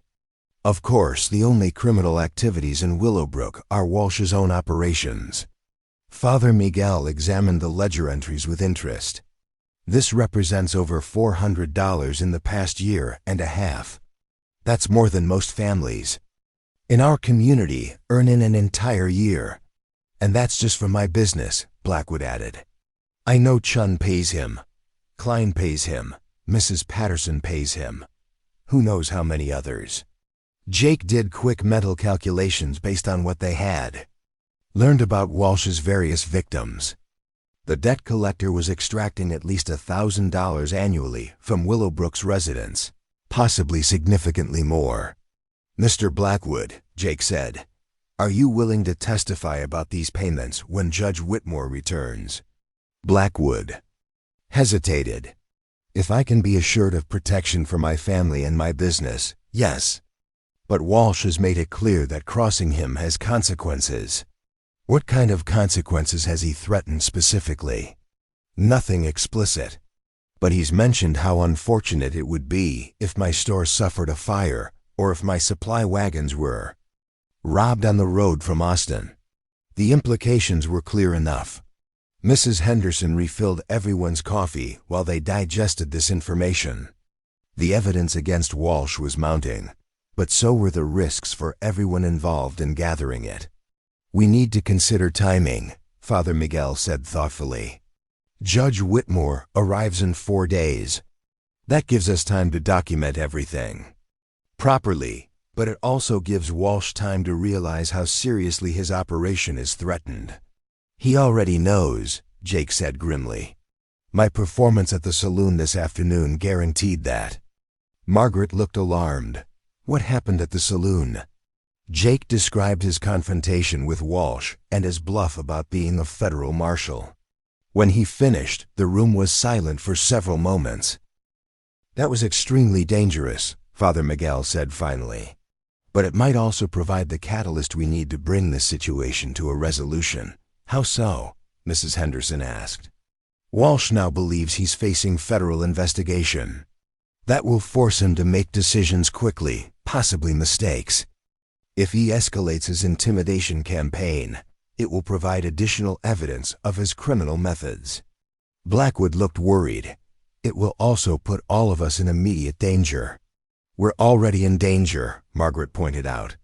"The only question is whether we face that danger as isolated individuals or as a united group." Jake studied the faces around him, seeing fear mixed with determination in equal measure. These people had lived under Walsh's oppression for too long to back down now that they finally saw a possibility for freedom. "All right," Jake said finally. "We have 4 days to build an airtight case against Walsh. Mr. Blackwood will need copies of your financial records. Father Miguel, can you document the religious violations? Mrs. Henderson, can you coordinate housing for the other victims if they need protection?" Everyone nodded agreement, understanding their roles in what was essentially a race against time. Walsh would undoubtedly be planning his own response to Jake's challenge. and the next few days would determine whether Willowbrook's residents would finally break free from his control or find themselves facing even more brutal oppression. As the meeting broke up and people began heading home, Jake couldn't shake the feeling that they had just crossed a line from which there could be no return. Walsh had built his power through fear and isolation, but he had never faced organized resistance backed by documented evidence and moral authority. The question now was whether Vernon Walsh would accept defeat gracefully or escalate to violence. That could destroy everything Jake and his allies were trying to accomplish. The attack came at 3 a.m, when Willowbrook lay sleeping under a blanket of desert stars. Jake had been expecting retaliation, but Walsh's response was more vicious and coordinated than he had anticipated. The first indication of trouble was the acrid smell of smoke drifting through Jake's open window. He was instantly awake, years of frontier living having trained him to recognize danger even in sleep. Rolling out of bed, he grabbed his gun belt and moved to the window, where orange flames were already visible against the night sky. Chun's general store was burning. Jake dressed quickly and rushed downstairs, where he found Mrs. Henderson and Margaret already awake and staring out the front windows at the growing fire. The flames were spreading rapidly through the wooden building, casting dancing shadows across the empty street. "Where's Samuel?" Margaret asked urgently. Jake was already strapping on his gun belt. He and his family live above the store. "We need to get over there now." They rushed outside into air thick with smoke and the sound of crackling flames. Other townspeople were emerging from their homes, some carrying buckets for a fire brigade, others simply standing and watching the destruction with horrified fascination. At the burning store, Jake found chaos. Samuel Chun stood in the street, wearing only his nightclothes. His wife and 2 young children huddled behind him. Mrs. Chun was sobbing, and the children clung to their mother's skirts with wide, frightened eyes. The family had escaped with nothing but their lives. "Samuel!" Jake called out, running toward them. "Are you hurt?" Chun turned, his face streaked with soot and tears. "They came through the back door while we were sleeping. Threw burning rags into the store, then left. We barely got out alive." Mrs. Henderson arrived with blankets, wrapping them around the children who were shivering despite the warmth from the fire. "Come to the boarding house," she told Mrs. Chen gently. "You'll be safe there." Jake looked around for any sign of the arsonists, but the street was filled with volunteer firefighters and curious onlookers. If the Foster twins had been responsible for the attack, they had vanished into the night. Sheriff Daniels appeared through the crowd, moving slowly and making no effort to investigate the obvious crime. He approached Chen with an expression of mock sympathy that fooled no one. "Terrible accident, Chen," Daniels said loudly enough for nearby people to hear. "These old wooden buildings go up so fast. Lucky your family got out alive." "This was no accident," Jake said, stepping between Daniels and the Chun family. "This was arson." Daniels turned to face Jake, his hand resting on his gun butt. "That's a serious accusation, Morrison. You got any proof it wasn't an accident?" "You mean besides the fact that Chun was organizing resistance to Walsh's extortion scheme? Now you're making accusations about arson and extortion without a shred of evidence," Daniels said, his voice carrying clearly to the surrounding crowd. "Starting to sound like you're the one causing trouble in this town." Jake felt his temper rising but forced himself to remain calm.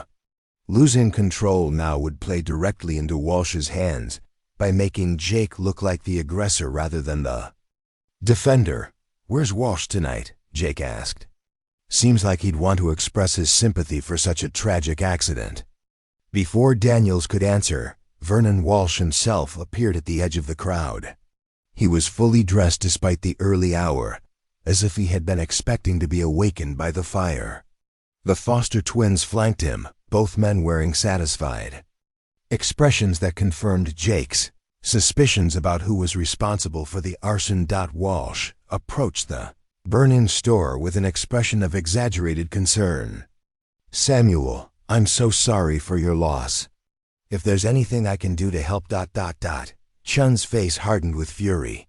You did this. You burned my store because I spoke against you.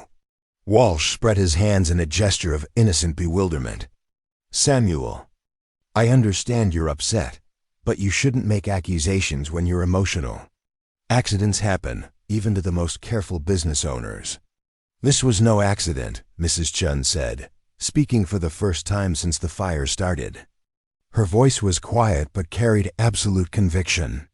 We heard men talking outside before the fire started. They said this was a message for people who make trouble. Walsh's pale eyes glittered with malice, but his voice remained sympathetic. Grief can play tricks on memory, Mrs. Chun. I'm sure Sheriff Daniels will conduct a thorough investigation. Daniels nodded officiously. Standard procedure for any fire. Though I have to say, these old buildings with their wood stoves and oil lamps. Accidents are unfortunately common. Jake watched this performance with growing anger. Walsh and Daniels were destroying Chun's livelihood while maintaining the pretense of legitimate authority, and there was nothing Jake could do to stop them. Without evidence that would hold up in court, but Margaret had been thinking while the men argued. She stepped forward and addressed the crowd of townspeople who had gathered to watch the fire. Everyone here knows the Chun family, she said clearly. Samuel has run an honest business for 15 years. His wife keeps the cleanest house in town, and their children are among the best behaved in church. Does anyone really believe this family was careless enough to burn down their own home and livelihood? Murmurs rippled through the crowd. Several people nodded agreement, and Jake could see doubt appearing on faces that had been accepting Daniel's accident explanation. Furthermore, Margaret continued, this fire happened less than 24 hours after Samuel began organizing with other business owners to challenge Vernon Walsh's extortion scheme. That timing seems remarkably convenient.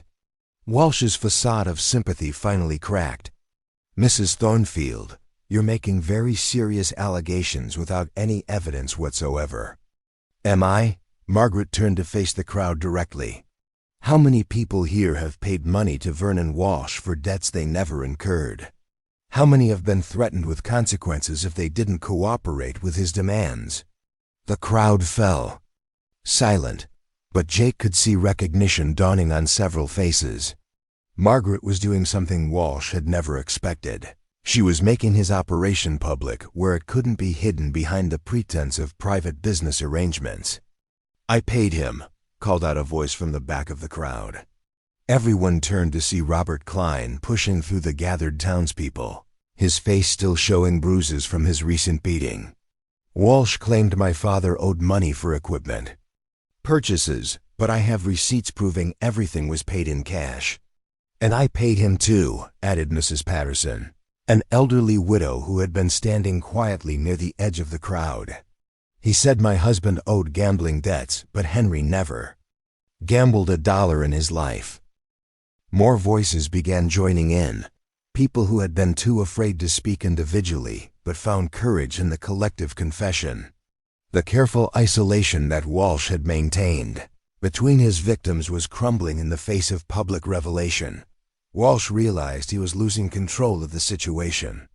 Sheriff Daniels, he said sharply, I think it's time to arrest the people responsible for inciting this disturbance.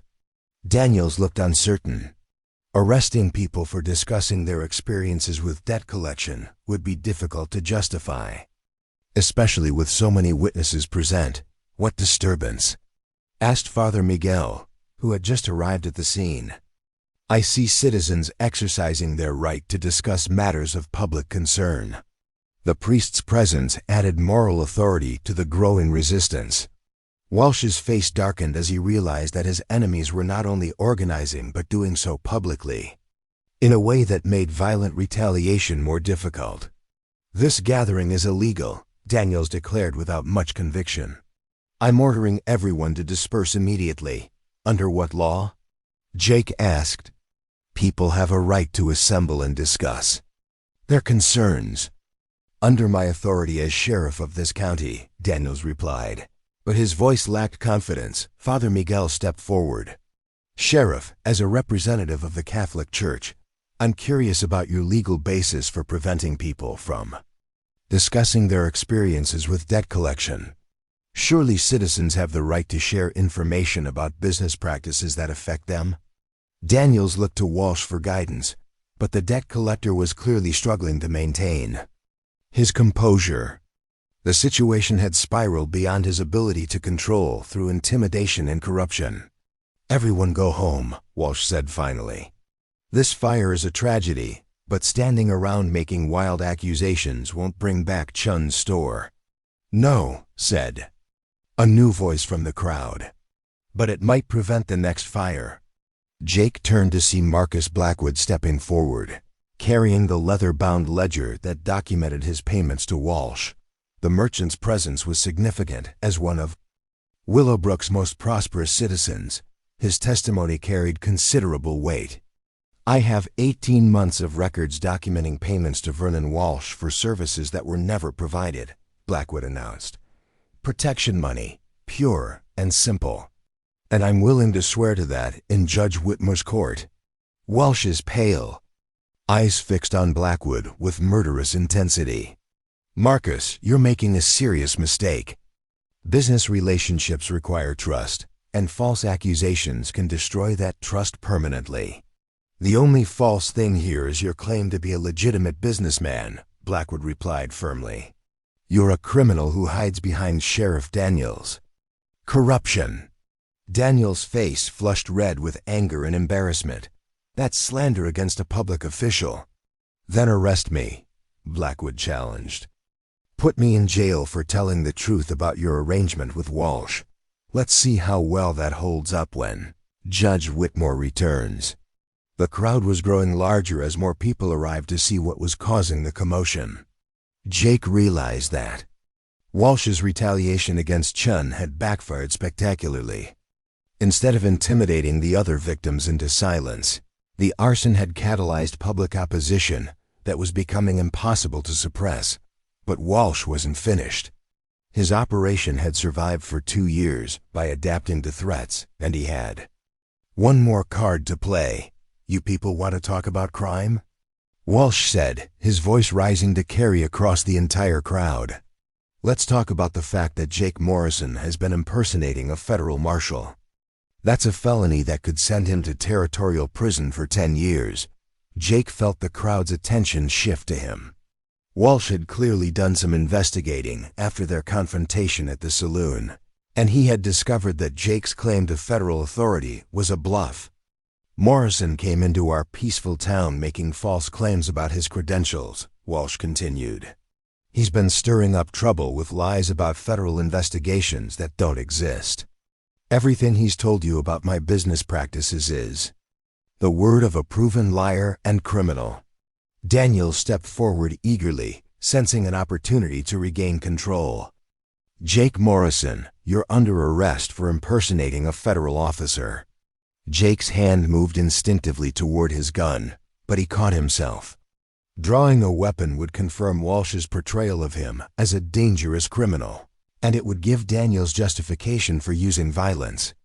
"Before you do something you'll regret," Jake said carefully, "you might want to check those federal credentials more carefully." Jake reached slowly into his vest and pulled out the document he had shown in the saloon. This time, however, he handed it directly to Father Miguel, who had enough education to read official paperwork accurately. Father Miguel examined the document carefully in the firelight, then looked up with surprise. "This is a discharge from the Texas Rangers, not federal marshal credentials." "That's right," Jake said calmly. "I never claimed to be a federal marshal. I said I was investigating criminal activity, which is exactly what I've been doing as a private citizen." Walsh's face showed his frustration as his trump card failed to have the expected effect. "You deliberately misled people about your authority." "I let people draw their own conclusions," Jake replied.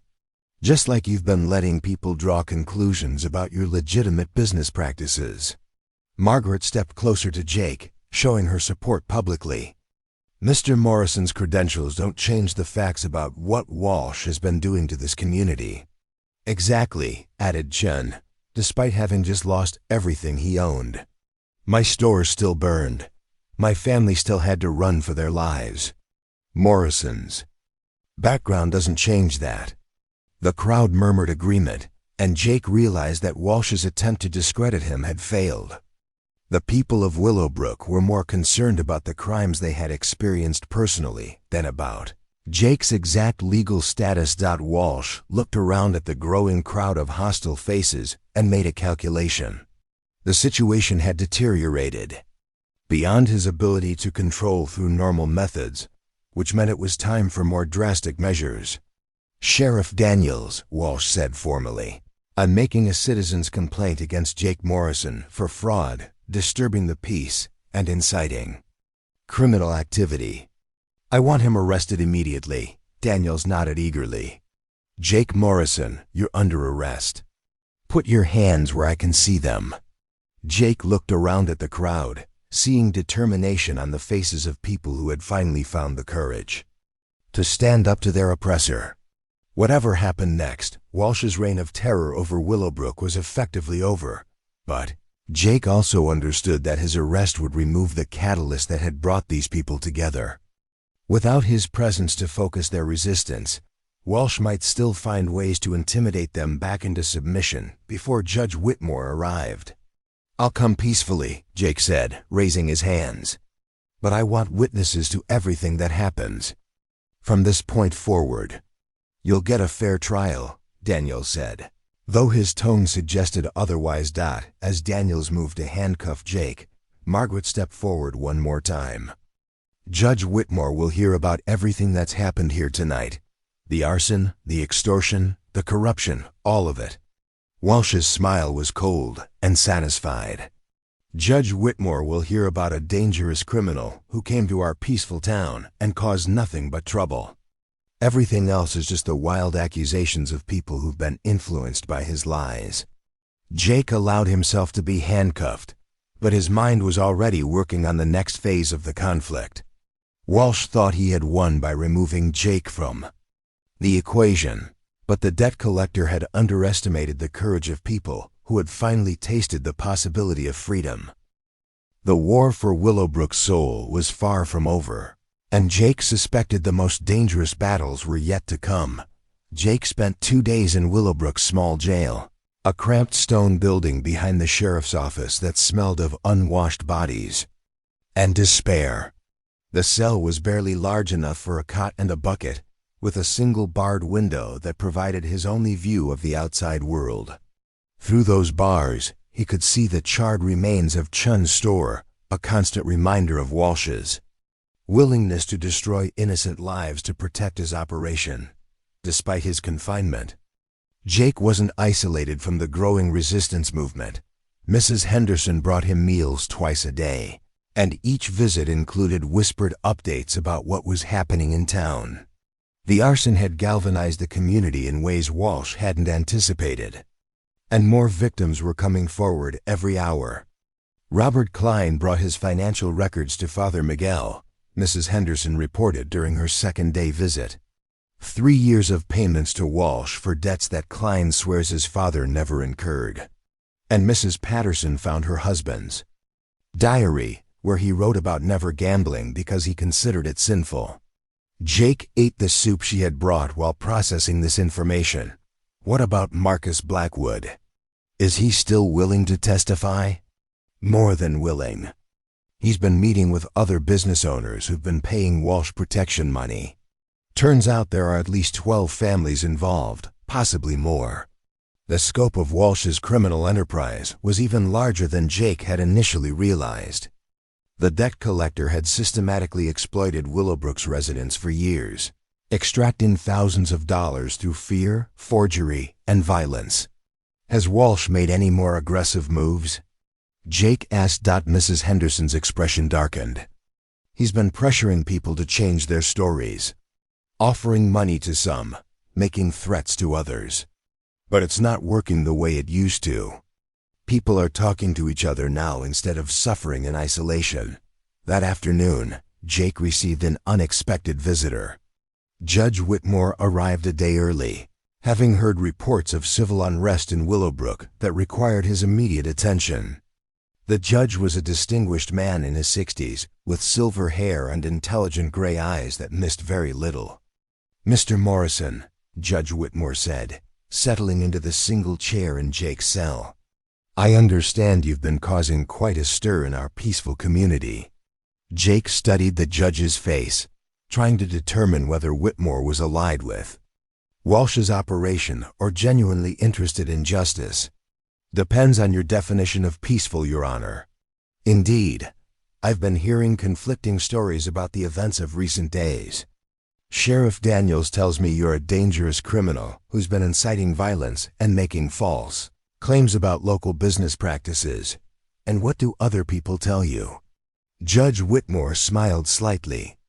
"Other people tell me that a mysterious cowboy rode into town and exposed a systematic extortion scheme that's been bleeding our community dry for years."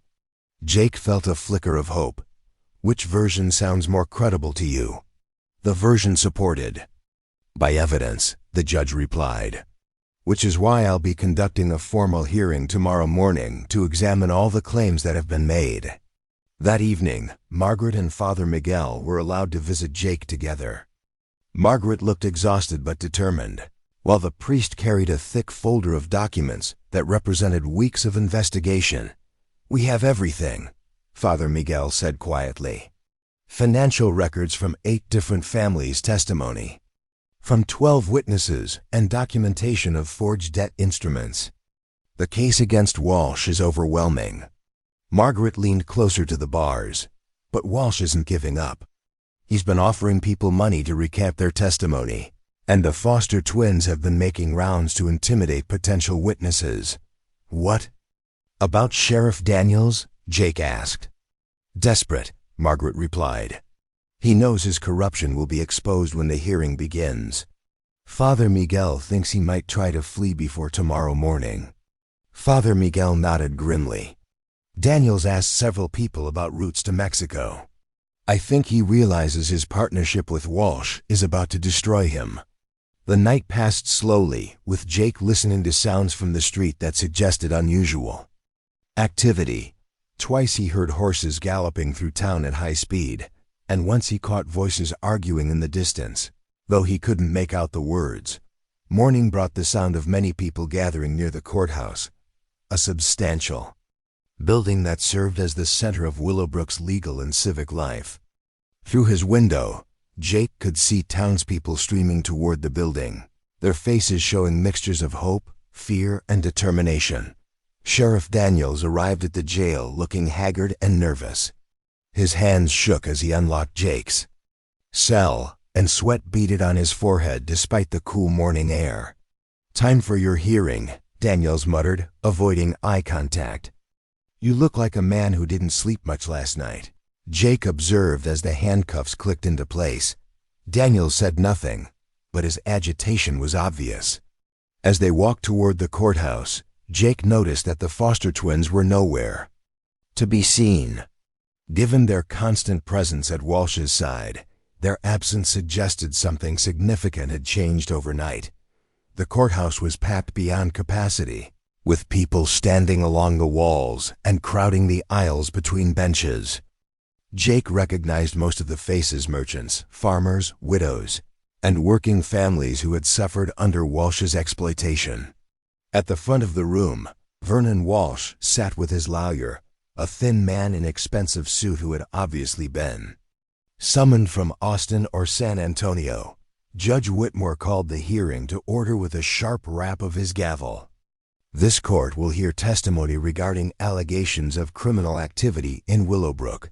Mr. Morrison, you are charged with fraud, disturbing the peace, and inciting criminal behavior. How do you plead?" Jake stood as straight as his shackles allowed. "Not guilty, Your Honor." "Mr. Walsh," the judge continued, "you have also been accused of serious crimes, including extortion, bribery, and conspiracy. How do you respond to these allegations?" Walsh's lawyer stood quickly. "Your Honor, my client categorically denies All accusations. Mr. Walsh operates a legitimate debt collection business that provides valuable services to this community. Judge Whitmore nodded and turned to the packed courtroom. This hearing will examine all evidence presented by both sides. Anyone who wishes to testify will be heard under oath. Father Miguel was the first witness called. He presented his folder of documents with calm professionalism, explaining how he had documented systematic exploitation of church members over a period of years. Mr. Walsh claims to collect legitimate debts, Father Miguel testified, but my investigation reveals a pattern of forged documents, inflated amounts, and threats against people who cannot possibly owe the money he demands. Walsh's lawyer objected repeatedly, claiming the priest's evidence was hearsay and speculation. But Judge Whitmore allowed the testimony to continue. Studying each document with careful attention, Marcus Blackwood testified next, presenting his ledger of protection payments with supporting bank records that showed exactly how much money Walsh had extracted from his business. "I paid because I was afraid," Blackwood said simply. Walsh made it clear that refusing his protection would result in accidents befalling my store and my family. Mrs. Patterson followed, her voice trembling but determined as she described payments for her husband's alleged gambling debts. "Henry never gambled," she said firmly. "I have his diary where he wrote about considering gambling a sin against God, yet Mr. Walsh insists Henry owed money to poker games in Amarillo." The testimony continued for hours, with victim after victim describing similar experiences. Samuel Chun spoke about the forged signature on his father's supposed debt. Robert Klein presented receipts proving his father had paid cash for equipment that Walsh claimed was purchased on credit, but the most damaging testimony came from an unexpected source. As the afternoon session began, Dr. Webb took the stand with a grim expression. "Your Honor," Dr. Webb said, "I've been treating injuries that I believe resulted from intimidation tactics used by Mr. Walsh's associates. Broken ribs, concussions, and other trauma consistent with deliberate violence rather than accidents." Walsh's lawyer objected vigorously, but Dr. Webb continued. "Furthermore, I can testify that Sheriff Daniels has repeatedly ignored reports of these attacks, claiming they were accidents despite medical evidence to the contrary." Judge Whitmore looked sharply at Daniels, who was sweating profusely and appeared to be on the verge of collapse. "Sheriff Daniels, you will have an opportunity to respond to these allegations." But when the judge called Daniels to testify, the sheriff was nowhere to be found. Court officials searched the building and surrounding area, but Daniels had vanished completely, taking his horse and personal belongings with him. "It appears Sheriff Daniels has chosen not to participate in these proceedings," Judge Whitmore observed dryly. "We will continue without him." The final blow to Walsh's defense came when Margaret took the stand. She described her ordeal in detail, from her husband's gambling debts to her public chaining in the market square. "Mr. Walsh used me as an example," Margaret testified. "He wanted everyone in town to see what happened to people who couldn't pay his inflated debts. But what he accomplished was showing this community the true nature of his operation." Walsh's lawyer tried to discredit the witnesses, claiming they were motivated by spite and coordinated by Jake's manipulation. But the sheer volume of consistent testimony, supported by documentary evidence, created an overwhelming case. Judge Whitmore called a brief recess to consider the evidence. When court reconvened, his expression was grave. "The evidence presented in this hearing reveals systematic criminal activity that has plagued this community for years," the judge announced. "Mr. Walsh, you are hereby charged with extortion, fraud, conspiracy, and operating a criminal enterprise. You will be held for trial in the territorial capital." Walsh's facade finally cracked completely. "You can't do this," he shouted, jumping to his feet.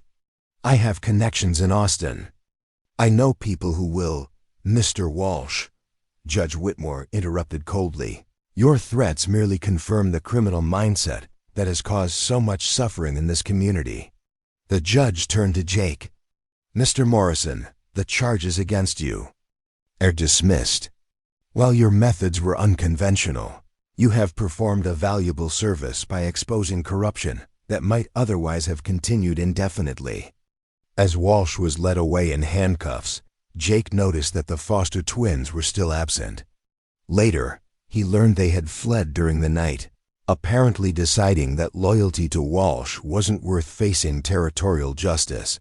The transformation of Willowbrook began immediately.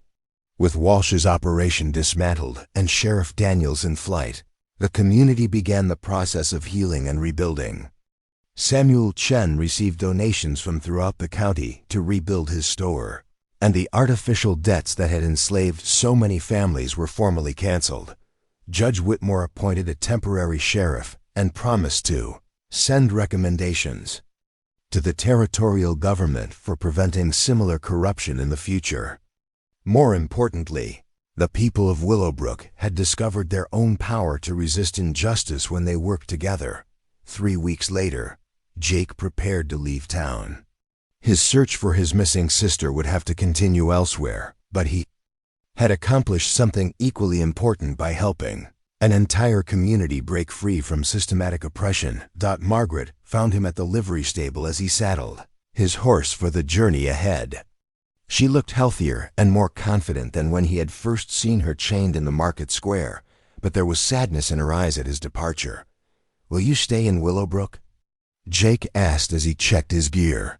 "For now, Mrs. Henderson has offered me a position helping run the boarding house, and I want to see the community fully recover from Walsh's damage." Jake nodded, understanding her commitment to the place where she had suffered, but also found the strength to fight back. "What about the future? Any plans beyond recovery?" Margaret smiled, and for the first time since he had known her, it reached her eyes. "I'm thinking about opening a school. These children deserve an education that will help them recognize and resist corruption when they encounter it." "That sounds like excellent preparation for whatever challenges they'll face." As Jake mounted his horse and prepared to ride out of Willowbrook, he looked back at the market square where he had first seen Margaret chained like an animal. The post still stood, but now it supported colorful banners announcing the harvest festival that would celebrate the community's newfound freedom. The mysterious cowboy who had ridden into town to help a starving widow had accomplished more than he had ever intended. He had given an entire community the courage to stand up for justice, and in doing so, he had discovered that sometimes the most important battles were fought not with guns, but with the simple refusal to accept that suffering was inevitable. Jake Morrison rode out of Willowbrook under the same desert sun that had witnessed Margaret's ordeal, but everything else had changed. The town behind him was no longer a place where the powerful could prey on the weak with impunity. It had become something Walsh had never anticipated and could never have stopped: a community of people who understood that their greatest strength lay not in individual resistance, but in their willingness to stand together against injustice. The search for his sister would continue, but Jake carried with him the satisfaction of knowing that Willowbrook's children would grow up in a place where chaining starving widows in market squares was not just morally wrong, but practically impossible. And that, he reflected as the town disappeared behind him, was perhaps the most valuable legacy any wandering cowboy could leave behind. Up next, you've got 2 more standout stories right on your screen. If this one hits the mark, you won't want to pass these up. Just click and check them out. And don't forget to subscribe and turn on the notification bell so you don't miss any upload from us.